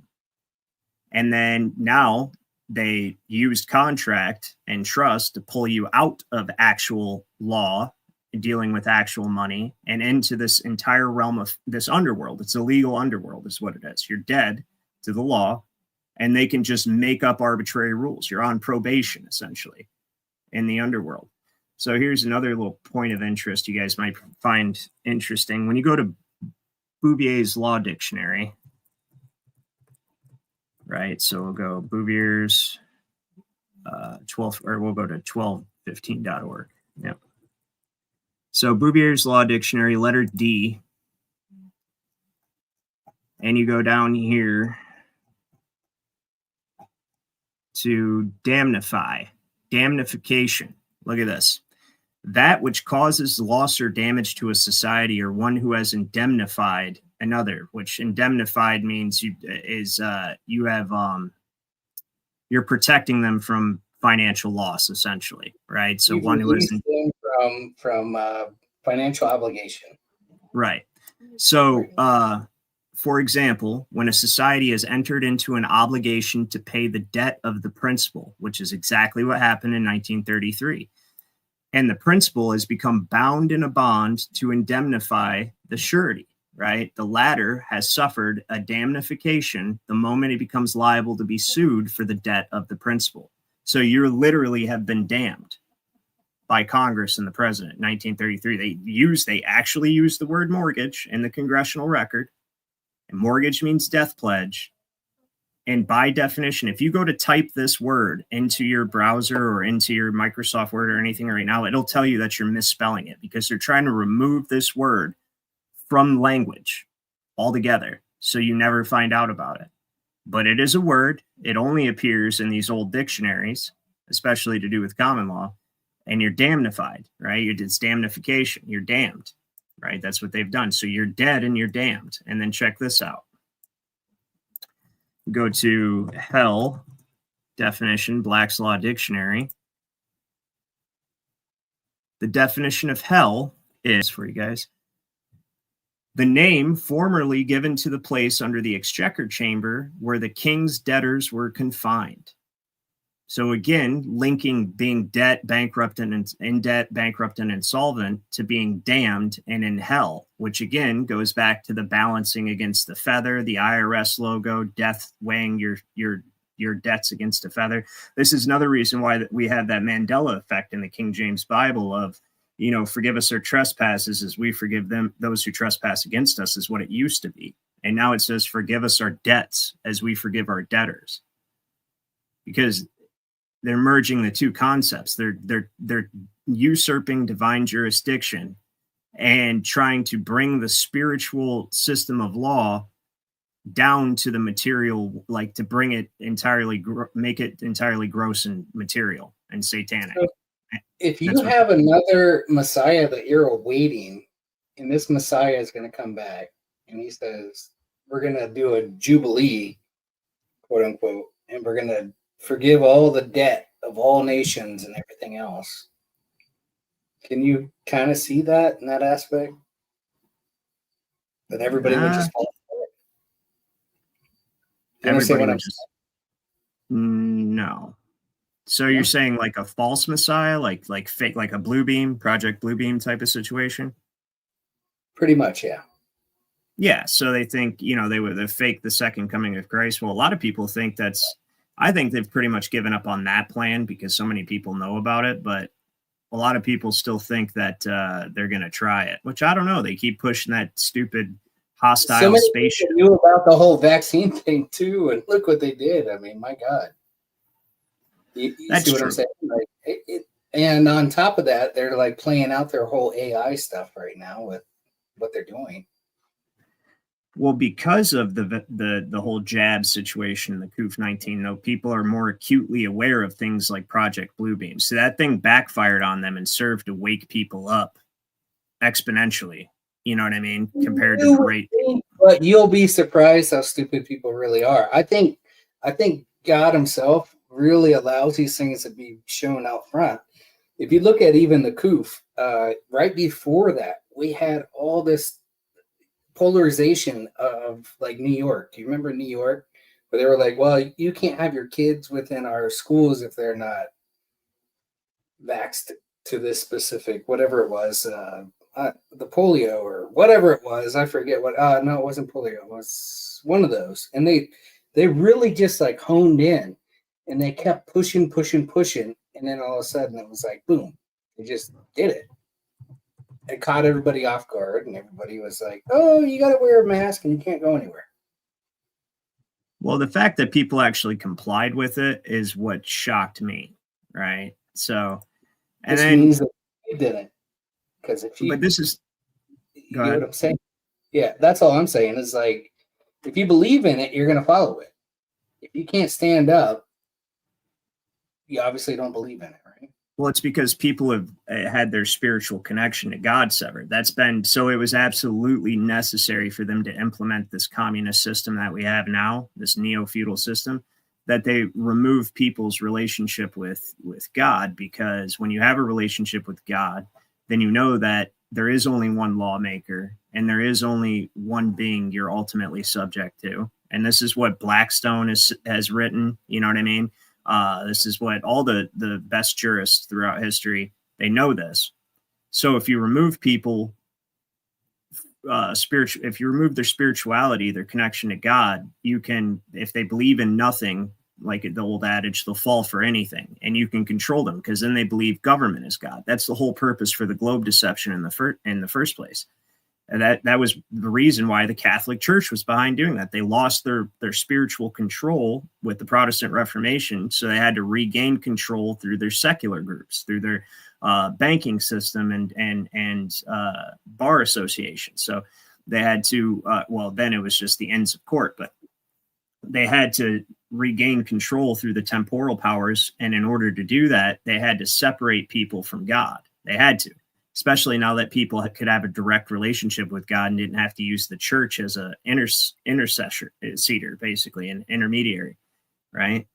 So, and the other thing I think when they go to try these psychological operations is I think they do run this stuff through AI analytics, and because everybody just openly says what they feel and their opinions on things on the phone, they spy on themselves. The AI is able to take these large amounts of data and then give them the odds and probability of success for various scenarios. Hell, maybe AI is creating the playbook for them at this point, based on the analytics of what will be successful and what will not. Let's not forget that they have this technology here. Look at this. But then you start to worry that your boss will notice your amorous feelings when she checks your brain activity and shift your attention back to the present. You breathe a sigh of relief when the email she sends you later that day congratulates you on your brain metrics from the past quarter, which have earned you another performance bonus. You head home jamming to the music with your work-issued brain-sensing earbuds still in. When you arrive at work the next day, a somber cloud has fallen over the office. Along with emails, text messages, and GPS location data, The government has subpoenaed employees' brainwave data from the past year. Just so you guys know, this is on the World Economic Forum's website. I've looked this up directly on their website before and shown it on here. They're literally telling you, and they already have this technology. So they have compelling evidence that one of your coworkers has committed massive wire fraud. Now they're looking for his co-conspirators. You discover they are looking for synchronized brain activity between your coworker and the people he has been working with. While you know you're innocent of any crime, you've been secretly working with him on a new startup venture. Shaking, you remove your earbuds.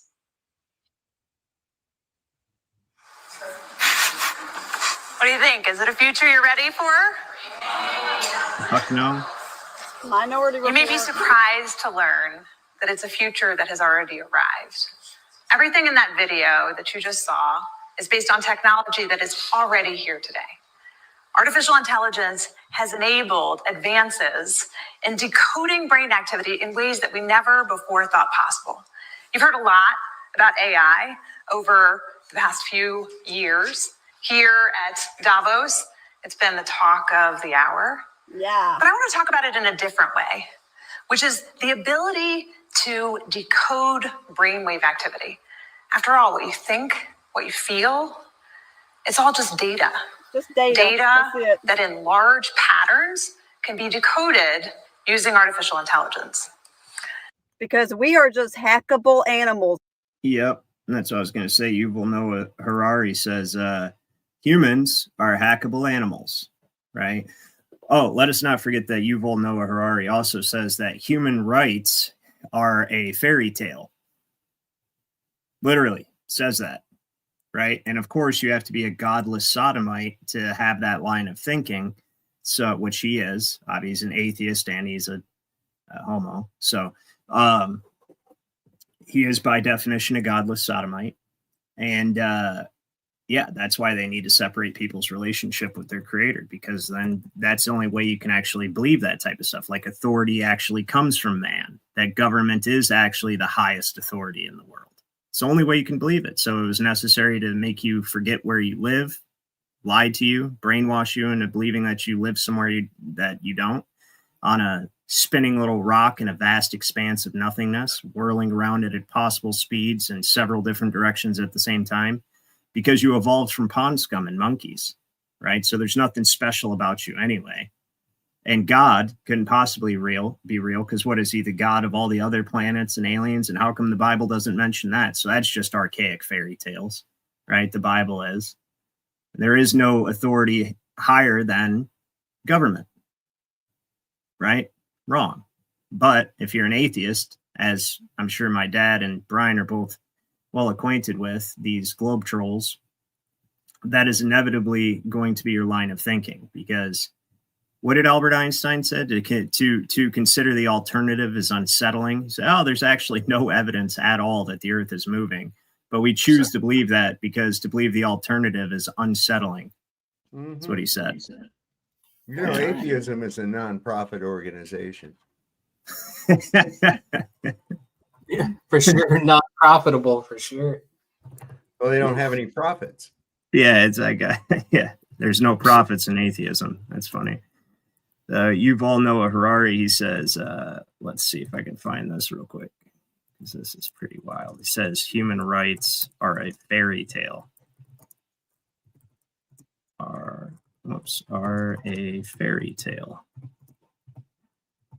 which is wild. It actually infuriates me. It makes my blood boil every time I see this, if I can even find it. But let's see if it pops up here. Oh, yeah. Here it is. Yeah, this has got to be it right here. Watch this. This is so infuriating. Then you say you had some Davos stuff. You want to show one of your Davos things before we get off here? I'm gonna try to. If you want me to, I will. I have a couple of points, but it is a long video. The video is like 46 minutes, but I've got some points in there that are like I wrote them down. You know what I mean? So Yeah, I don't. All right, if it's 46 minutes, maybe we'll table it for a future stream. Yeah, obviously, like I'll share it with you, and I mean, there's a lot of good stuff because it's called the hard power of AI, and really, if you kind of bring back what they're saying, is that they've already been planning for this whole AI governance. Not only that, but also what they're doing with politics and all this, and they're wanting to also watermark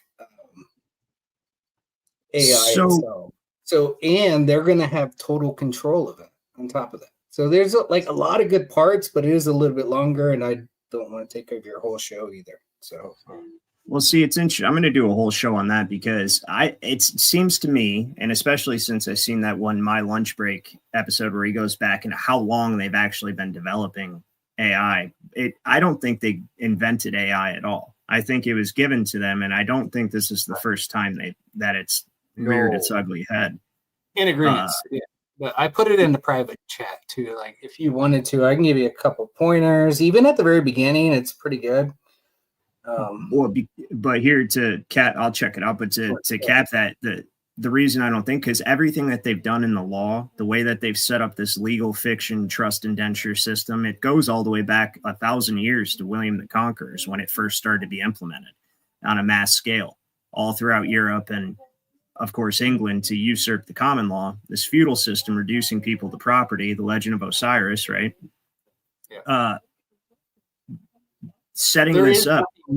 For sure. The entire time they've been setting it up, it's like they've done it in anticipation of having artificial intelligence. I'm serious. It just has. When you look at the step-by-step, just methodically marching in the same direction towards neo-feudalism, right? Since William the Conqueror.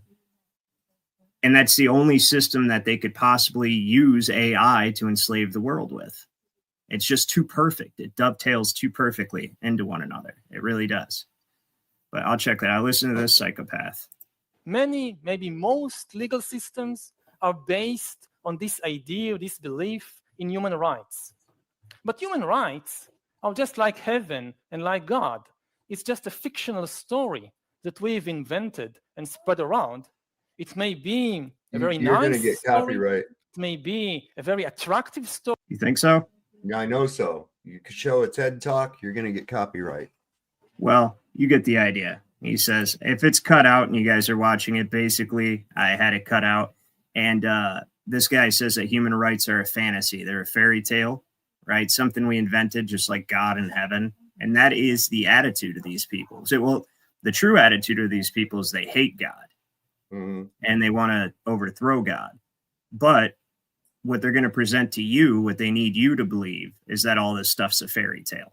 And so you don't really have unalienable rights endowed upon you by God, right? You don't really have these things.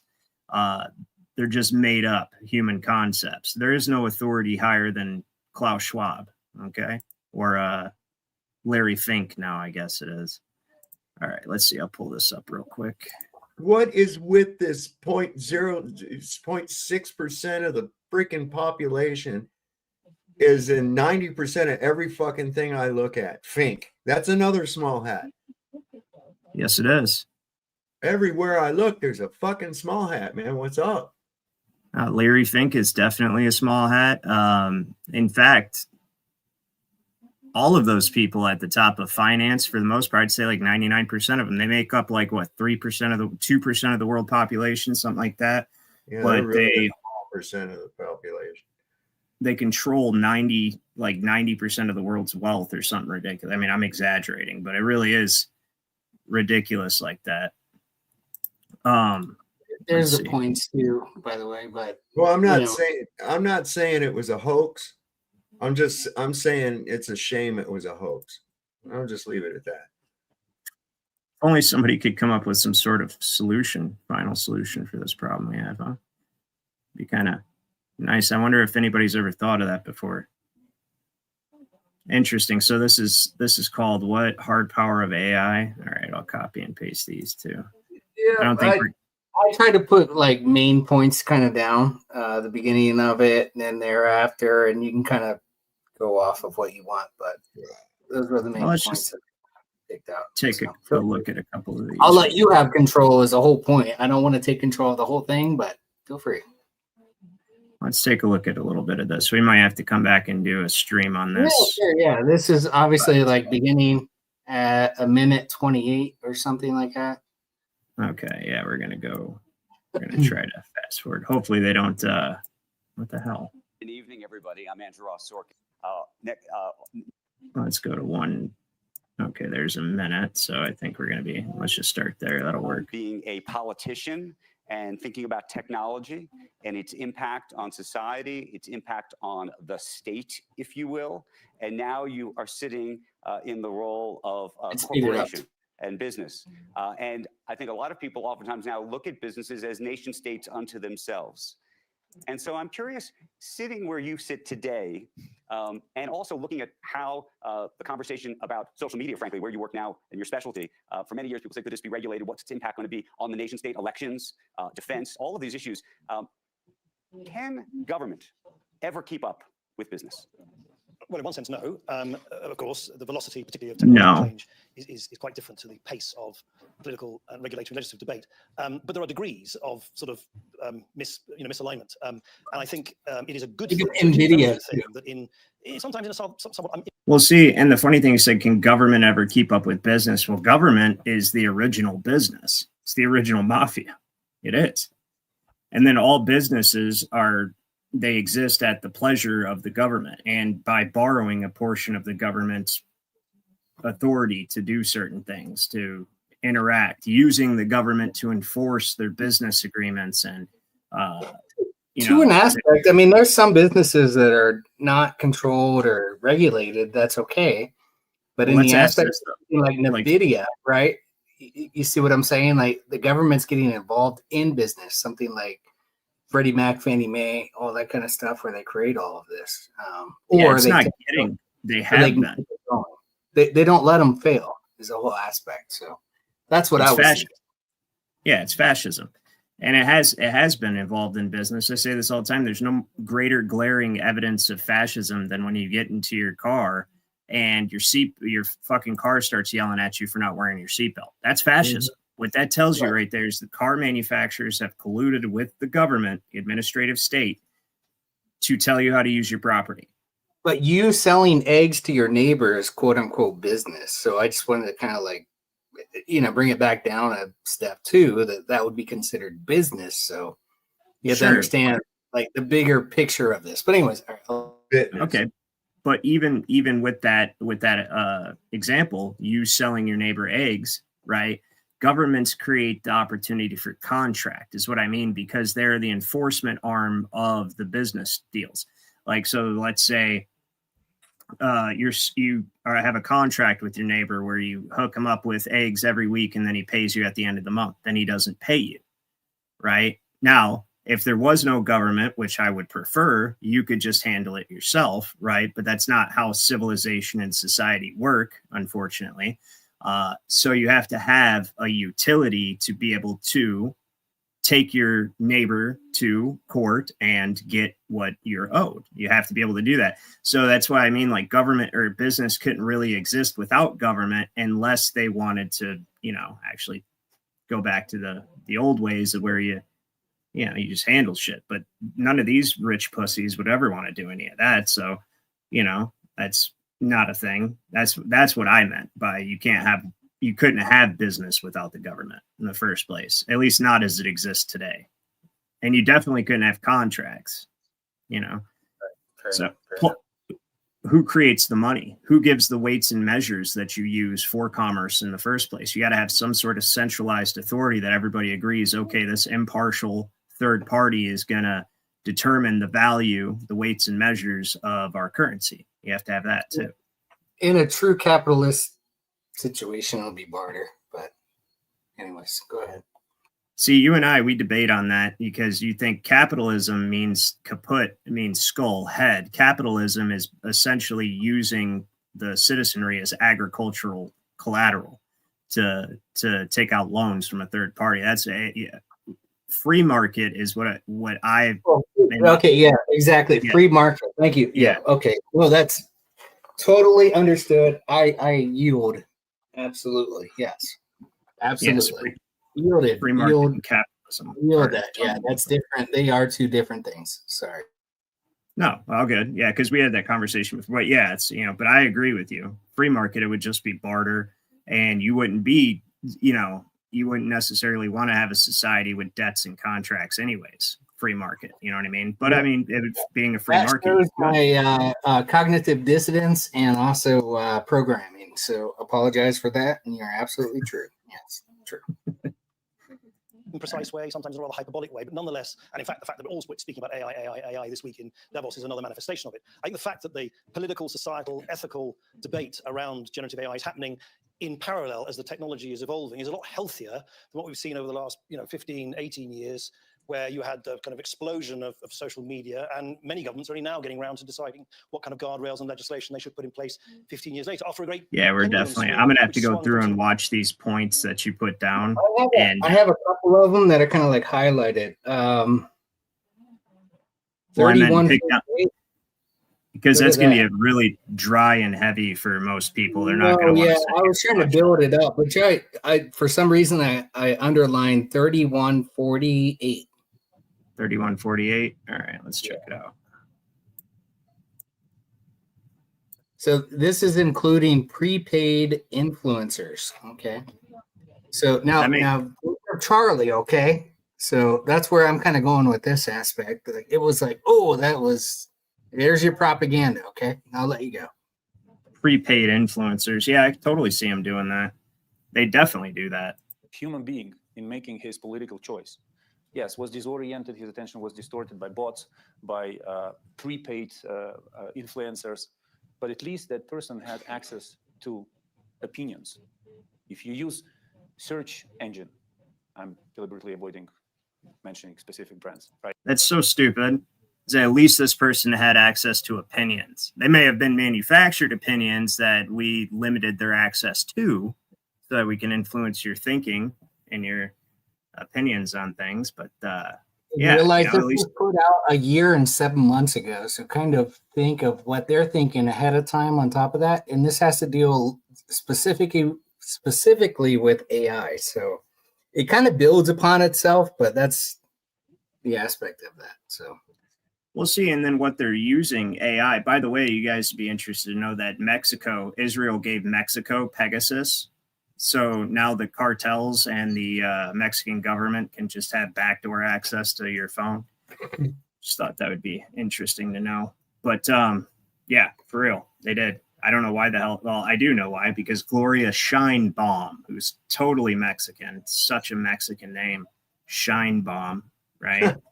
Scheinbaum Steinowitzberg, right? No, but that's probably why they gave Pegasus to Mexico, was because of her. And she's probably a dual citizen with Israel as well. I wouldn't be the least bit surprised. So, what I was going to say, though, is what they're doing with AI. Nothing you see on your For You page is an accident. AI, and because it can literally read your mind, as Davos, the World Economic Forum, openly tells you, because it can openly read your mind and it analyzes all of the data that you put into it, it knows how to manipulate and engineer your behavior and your emotions by what it presents you on your For You page of your social media. So if the elite want you to be riled up that day and they're trying to stoke a race riot or race war or something like that, then conservative Republican white folk are just going to see a bunch of black people talking about how great it is that someone got killed and talking about how they want to go to war and all that stuff. Even if most black folk don't feel that way, the artificial intelligence is going to select those accounts that are saying that stuff specifically to present to you to rile you up. And then they're going to do the same exact thing to the black people. They're going to present them with white people talking about war, talking about, fuck them and all that stuff. That's what this AI is being used for right now. Nothing you see on any of your social media is an accident. It's there to manipulate you and engineer you. Yet we all, including myself, just continue to keep using it. So, hell, that's what we're doing right now. This is social media. Hey, you think AI will suggest this stream to anybody? Probably not. The first page is filtered by an algorithm, but it still gives you different links to different opinions. If I open social media, I still get the opinions. But if I build relationship with an AI-driven assistant or chat, I will have only one opinion. So the transition that I see extremely politically sensitive and culturally as well is the transition of a human being from looking for opinions to trusting the opinion of the universal intelligence as AI will be considered. Oh, and that hell will become no. a problem in terms Do you see of that? politics, because when you ask, Yeah, that'll never happen. That'll never, unless they get rid of all of us. Yeah. Unless they get rid of all of us, that'll never happen, because we don't trust shit that comes out of anyone's mouth, really, at this point, because shit, none of you guys know me, right? So how do you know that I'm not bullshitting you right now? You know what I mean? Like, you got to be critical of me. Take a look at the information that I'm giving you for yourself. Make sure it's there. Make sure it's legit, because you don't know. You know what I mean? That's how we got people to your house before you make decisions. Right. Anyway, exactly. 5 minutes is another one too. But yeah, anyways, but yeah, so that he's saying it's just like that. The CEO of Google saying, you know how when you type something into Google and you get a bunch of different results? Well, that's actually a flaw. That's a bug. See, we're trying to get it so that when somebody searches something in Google, they just get one uniform result. And they bring that up as well in this too. So, well, of course, that's their goal. Complete control and censorship of information. It's the ministry of fucking truth. Right? So, all right, here's 35 minutes. Let's see. Force feed a particular worldview, and that actually, Elon Musk would tell you that X and others like it provide multiple views. You get to hear all the different views, and to think that the public is so stupid that they don't understand is a terrible way to think. And yet, at the same time, when you have these multiple views, and people seem to gravitate towards only trying, even though there are multiple views out there, they try to gravitate towards the views that they have. It creates this remarkably challenging complex. Philosophically, I'm so curious, Mustafa, how you think about what you just heard. I think it's important to appreciate that we are in the very, very beginning of this new era of technology. So it's true to say that in 2023, there were 1 or 2 or 3 chatbots or conversational AIs.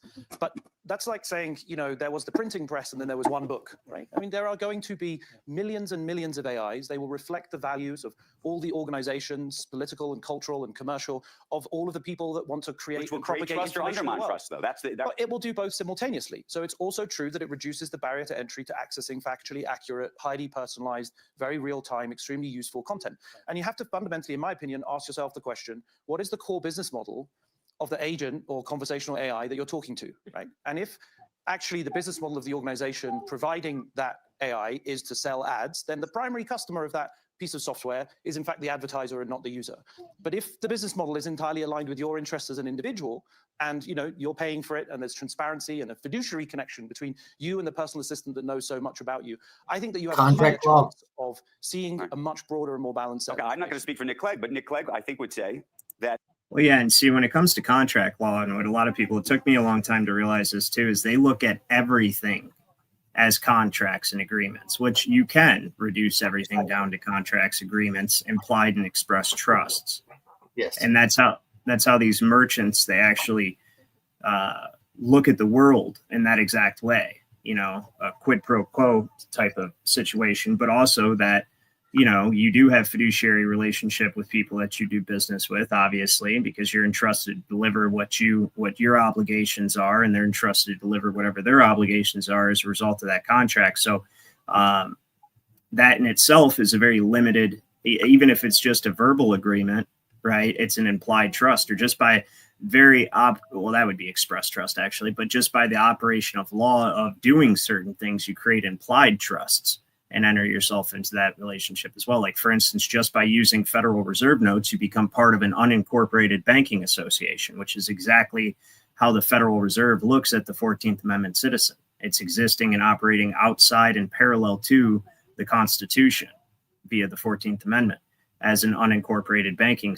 association. So it's just one big implied trust that was created. They never had to write a contract. They never had to get everybody to sign anything. All they had to do is get everyone doing the same thing in a common enterprise. And that, by operation of law, immediately creates and implied trust of an unincorporated banking association. And that these are the secrets that the wealthy are taught in their Ivy League schools that you have no idea even exist. These are the concepts that run the world. Precisely. Right? There was one other part in here too where I wrote down for AGI, which they're bringing up like nukes and stuff, and that was like at minute 15:30 going to about 17 minutes. You said an hour or a minute 15:30. 15:30. 15:30. Yeah, I was like, that doesn't make sense. There we go. No, sorry. There you go. All right. So this is again like Ukraine and AI, but if you kind of listen, you try to think of Charlie and what they're talking about in this and how they can use it for warfare.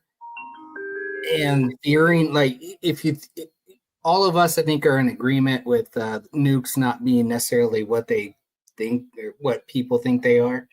Yeah, they're bullshit. Yeah, it's bullshit. So AGI in that aspect, in what you're listening to here, if you kind of like put your mind in that aspect, I'll let you listen and see what your thoughts are.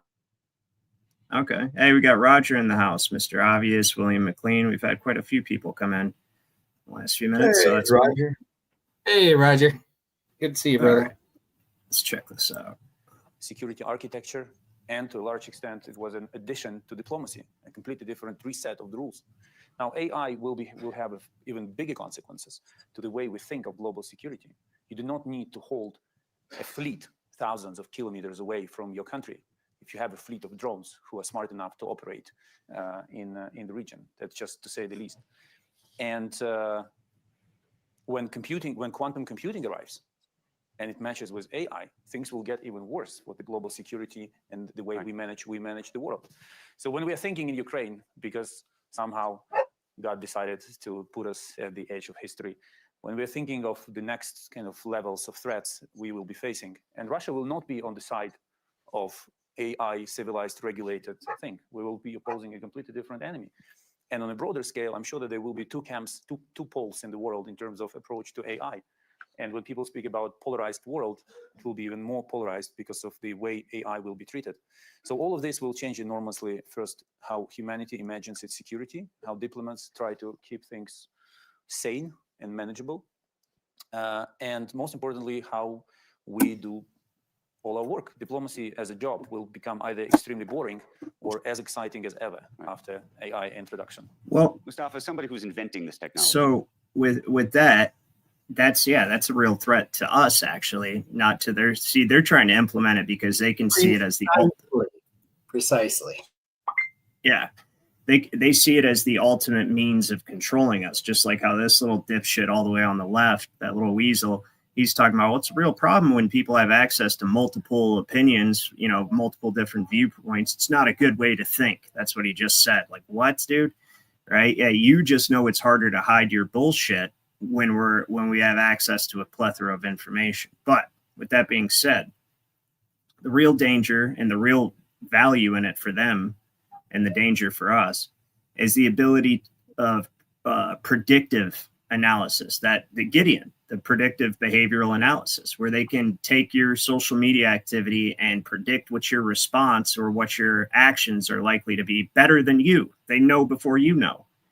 Right? They've been doing this for a long time, actually. So that's why they started all the memberships at the different stores. Target actually got in trouble for this, right? You got like these different memberships that you can join up that have perks or whatever. Speedway, Target, Meijer, whatever.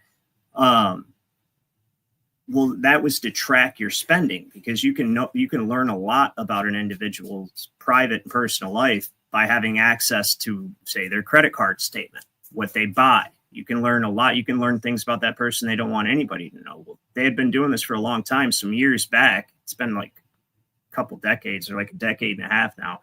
Target got sued because this lady was pregnant, right?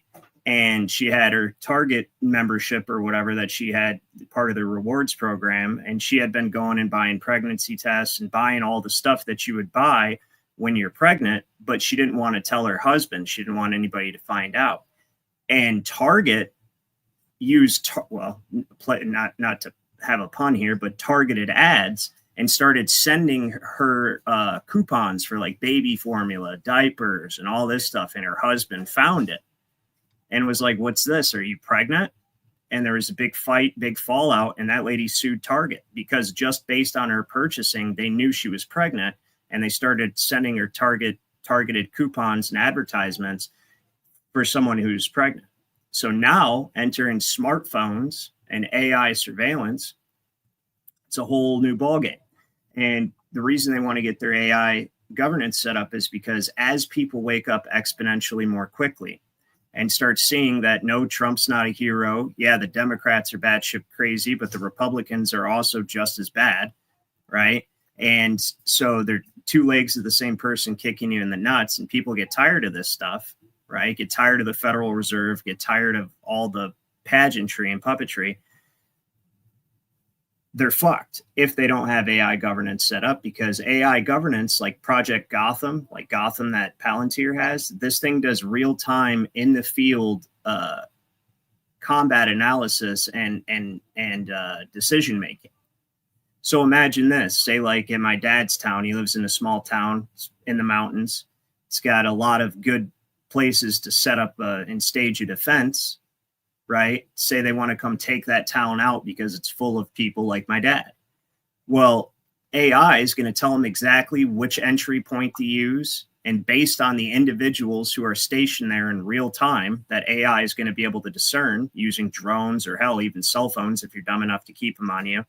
They're going to be like, okay, if you enter in on this point, on this western side right here, you're going to be met by these combatants, but based on our analysis of these combatants, this one's not a very good fighter, and this one's not likely to take a life, and this one, and boom, boom, boom, and create an entire comprehensive, hyper detailed threat analysis and battle plan for the New World Order. And so we won't even be able to mount a defense, right? Hell, the moment you start thinking about dissent, you're going to have the secret police, the thought police, come and pick you up in the middle of the night. That's the world they want. What do you guys think?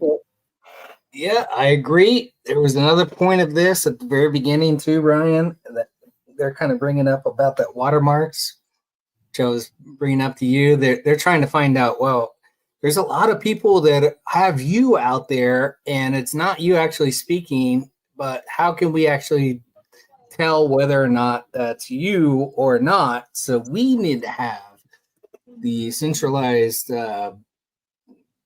control over who says what is real. So if you think of like 1968, 9, whatever, the moon landing, so like, oh, this one doesn't have to have a watermark on it because that was deemed to us to be true. And anything else that we deem to be fake, we can just say, oh, that was AI and that was fake. That they're freaked out about that. They're literally trying to pull, because there's so many people with cameras right now that they could literally just say, well, hey, look, this is that was AI, but literally it wasn't. You get what I'm saying? And they're also trying to think of the contingencies in that conversation itself of people that are wanting to go because they don't know what to believe anymore. They actually said that into, like group whatever. But they're also, like groups like this and rallies, so on and so forth, so they can actually see it for themselves. But they're going to have the control over the watermark. That's basically what they said in this TED Talk or whatever you call it, the World Economic Forum. Same thing. That's actually smart. Yeah. That's clever. So they're so if you listen to the whole thing, that's why I was kind of like pointing out little parts. That's what I was hearing. And the other aspect was I just lost it. So you can give the seal of validity to any kind of bullshit information. Then any information that doesn't have their watermark automatically has the shadow of doubt cast upon it because it doesn't have that. Right. I think 9/11, I mean, that's pretty much it. So they're just going to like seal it down and be like, oh, that was fake. And they can have total control over that. And they're also, okay, so the other part was that they were saying that this will give more validity to our own internal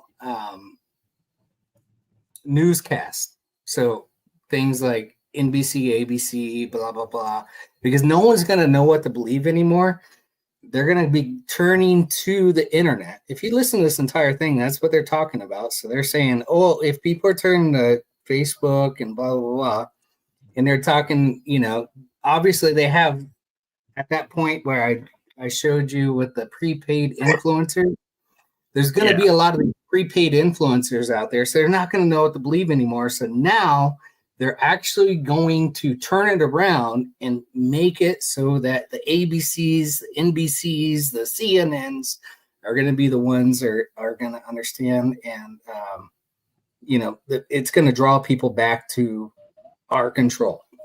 That's what they think. But I'll tell you what, one of the keys to having so much shit out there that people don't know what to believe with all the deep fakes, AI, is to cause people to become so exhausted and so apathetic to information, because they'll just throw their hands up in the air and go, who cares? We don't know what we can believe anyway, right? Who cares? With all the AI, we don't know if it's true. Really or not. Bad for normies. This is really bad for normies. Yep. At work today, I'm talking with Mike, and I think he's like 8 years older than me. And Matrix, I mean, he's in it. He's the fucking mayor of the town, you know? So, you know, he believes in this shit, right?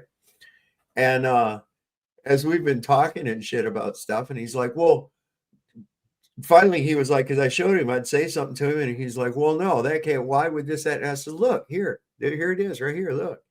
And he's like, well, fuck, man, you know, how do you know anything that's real? I said, now you're catching on, buddy. Now you're catching on.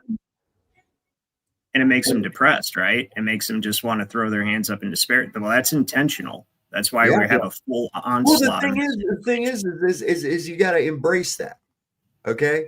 And once you realize it's all fucking nonsense, and it's directed at you to make you feel like it's an important shit that you got to glom onto and have an opinion about, and da-da-da-da. You don't. It's just a fucking show. Well, they're going to play the same game of like Flat Earth, where they're pulling this whole thing. Oh, you just want to make yourself feel like you're important. In 9/11, I mean, the same thing that what they did back then was like, oh, you're not patriotic. Oh, you just want to feel important. Like you know what's going on. That's the whole point of all this. I've been hit with that one before, and I just tell people, I don't need to feel important. I am important. Yeah, nothing has to do with feeling that. I was telling Ryan on top of that, like I did my, because I'm retarded and I like to do this kind of stuff, and somebody brought it up. So I went through the Myers-Briggs, and I was exactly the same as I was 10 years ago, probably when I took it. It was an INTJ. So anybody wants to look it up, go ahead and look it up. It's all about facts. That's it. It has nothing to do with emotions, period. INTJ. There you go. All right. So go ahead and look it up, man. Enjoy it. I don't want it. Yeah, it's not about being important. Because I think Sal's probably the same way, but I think you are too, Ryan. I think it's not about being important. It's about I want to know what's going on because I have people I care about. I want to know what's going on, not to feel important, but to protect my family. The fact that I do this and try to inform other people is honestly, sometimes it's exhausting, and it's, you know, you have to explain this, but it's like the only way we're going to affect change is getting everybody on board. That's the primary reason for having a platform and a podcast is to try to wake people up and get them the information. The reason I do that, not to feel important, but because I have a family that I love, and I know that I can't fix this by myself. None of us can. The only thing that we can do is wake people up. And once we reach a critical mass, then we can fix it, because it's going to require a large number of people, right? 3% of a population is what it takes to affect a revolution. So we need 3% of the population of our respective countries, if you're not in the United States, right, to begin to make a difference in what's going on. And that might seem hopeless, but I think we're getting there. I think we are. By the way, Ryan, I know I sent you this stuff and you didn't really reply to it, but what I found even more interesting was what the estimates of INTJs were between 1% to 4% of the population, and they're also called the architects and the masterminds. Interesting. Oh, the personality test thing that you sent. Right. Yeah. Yeah. I That's don't.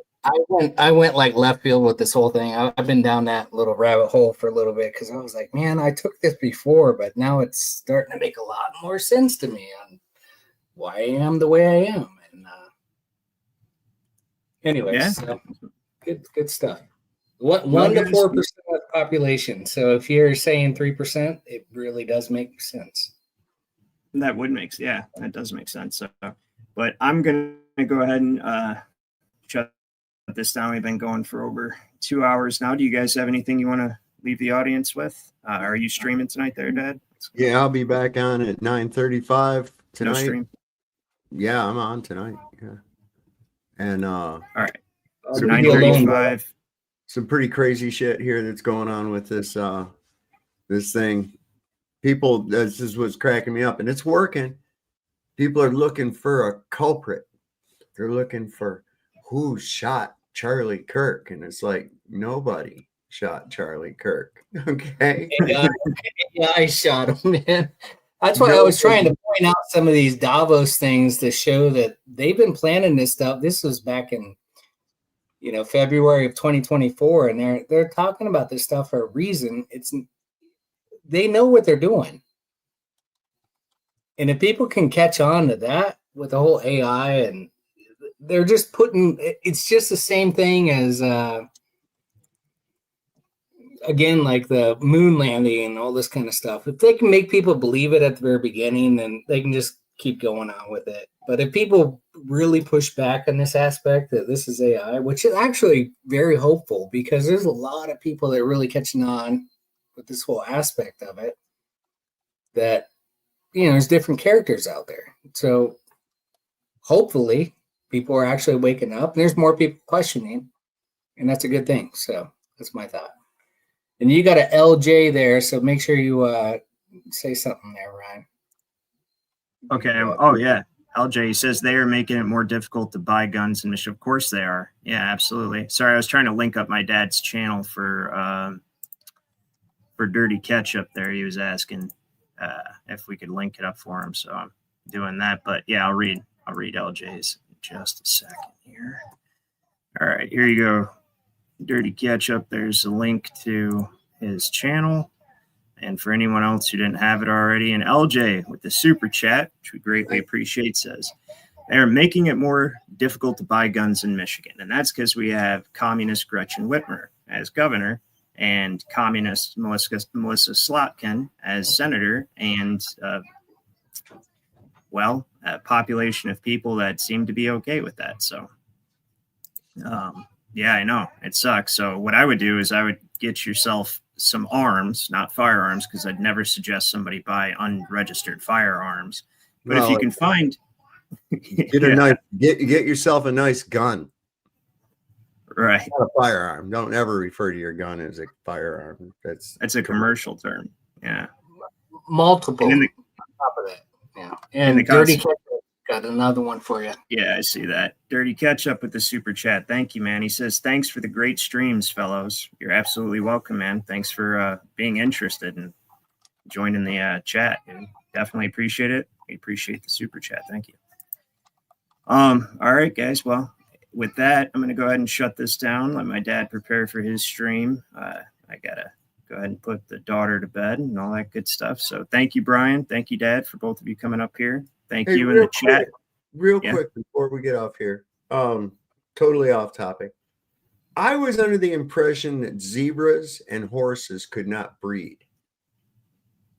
I mean, that's something I was told all my whole life. Okay. And now apparently there's a such thing as, what the fuck is this thing called? Hold on a minute. It's called a zorse. And it's a mix of a horse and a zebra. I can show you a picture real quick if you want. This is on Google. I mean, it's like, yes, the zorse is. Does it have the watermark? right? Oh. The government Yeah, right. endorsement. Yeah, right. But I mean, I've never heard of this before. I thought maybe you're gonna pull my son up because I'm white, my wife's Bolivian. But anyways, Well, because That's I pretty mean, funny. I knew that or at least Mud. I've been told that it's impossible to tame a zebra like you can a horse. Like you Yeah. can't break one. Mr. Obvious just said zebras kick is much harder than a horse. So, yeah. Same thing, Mandela. Yeah, it could be a Mandela thing. How'd they test that out? That's what it is. We are doing a scientific experiment using Another Mandela animal, an axolotl. Yeah, you guys ever heard that? Look that up. I never seen that fucking thing in my life till a couple of years ago, and they just, oh yeah, they've always been here. Axolotls. It looks like an alien. So it's got those little things coming out of its neck and shit. Yep. It looks like a mud puppy. We used to catch those all the time up in Michigan in the rivers. Yeah, they're Yes. like a type of salamander. It spends most of its time underwater. It's Can you guys pull that up? I'd like to see one. I don't know what a you're mud talking. puppy. Yeah, I can do a mud puppy. I'm ignorant on that aspect, so it'll be good to know. Axolotl. I don't even remember. There it is. All right. Species of salamander. Yeah, here, look. Here's one. Yeah, they're weird looking. Wait, how do I make that big? Hey, and Dave, thanks for hanging out with me, man. I haven't talked to you in a long time. Right on. This thing. I know I drive you nuts a little bit here and there, but oh yeah, see that thing's it's weird looking, man. Yeah, these are gills. These red things sticking out of its neck are gills, but they come out on land. They're an amphibian, but they spend most of the time in the water. And apparently they're pedos too. That's what it says. It says it's a pedomorphic salamander. It's a pedo. Pedos. It's probably part of the government of salamanders, or it works in Salamander Hollywood. I don't know, one or the other. All right, guys. Well, thank you in the chat for tuning in. Much appreciated. Make sure you catch my dad's stream here at 9:30. Thank you, Brian. Thank you, Dad. And thank you guys for the super chats, LJ and Dirty Ketchup. Much appreciated. And I'm going to shut this down, and I will see you guys probably the day after tomorrow with whatever new developments happen to pop up in this fucking clown show. Have a good one.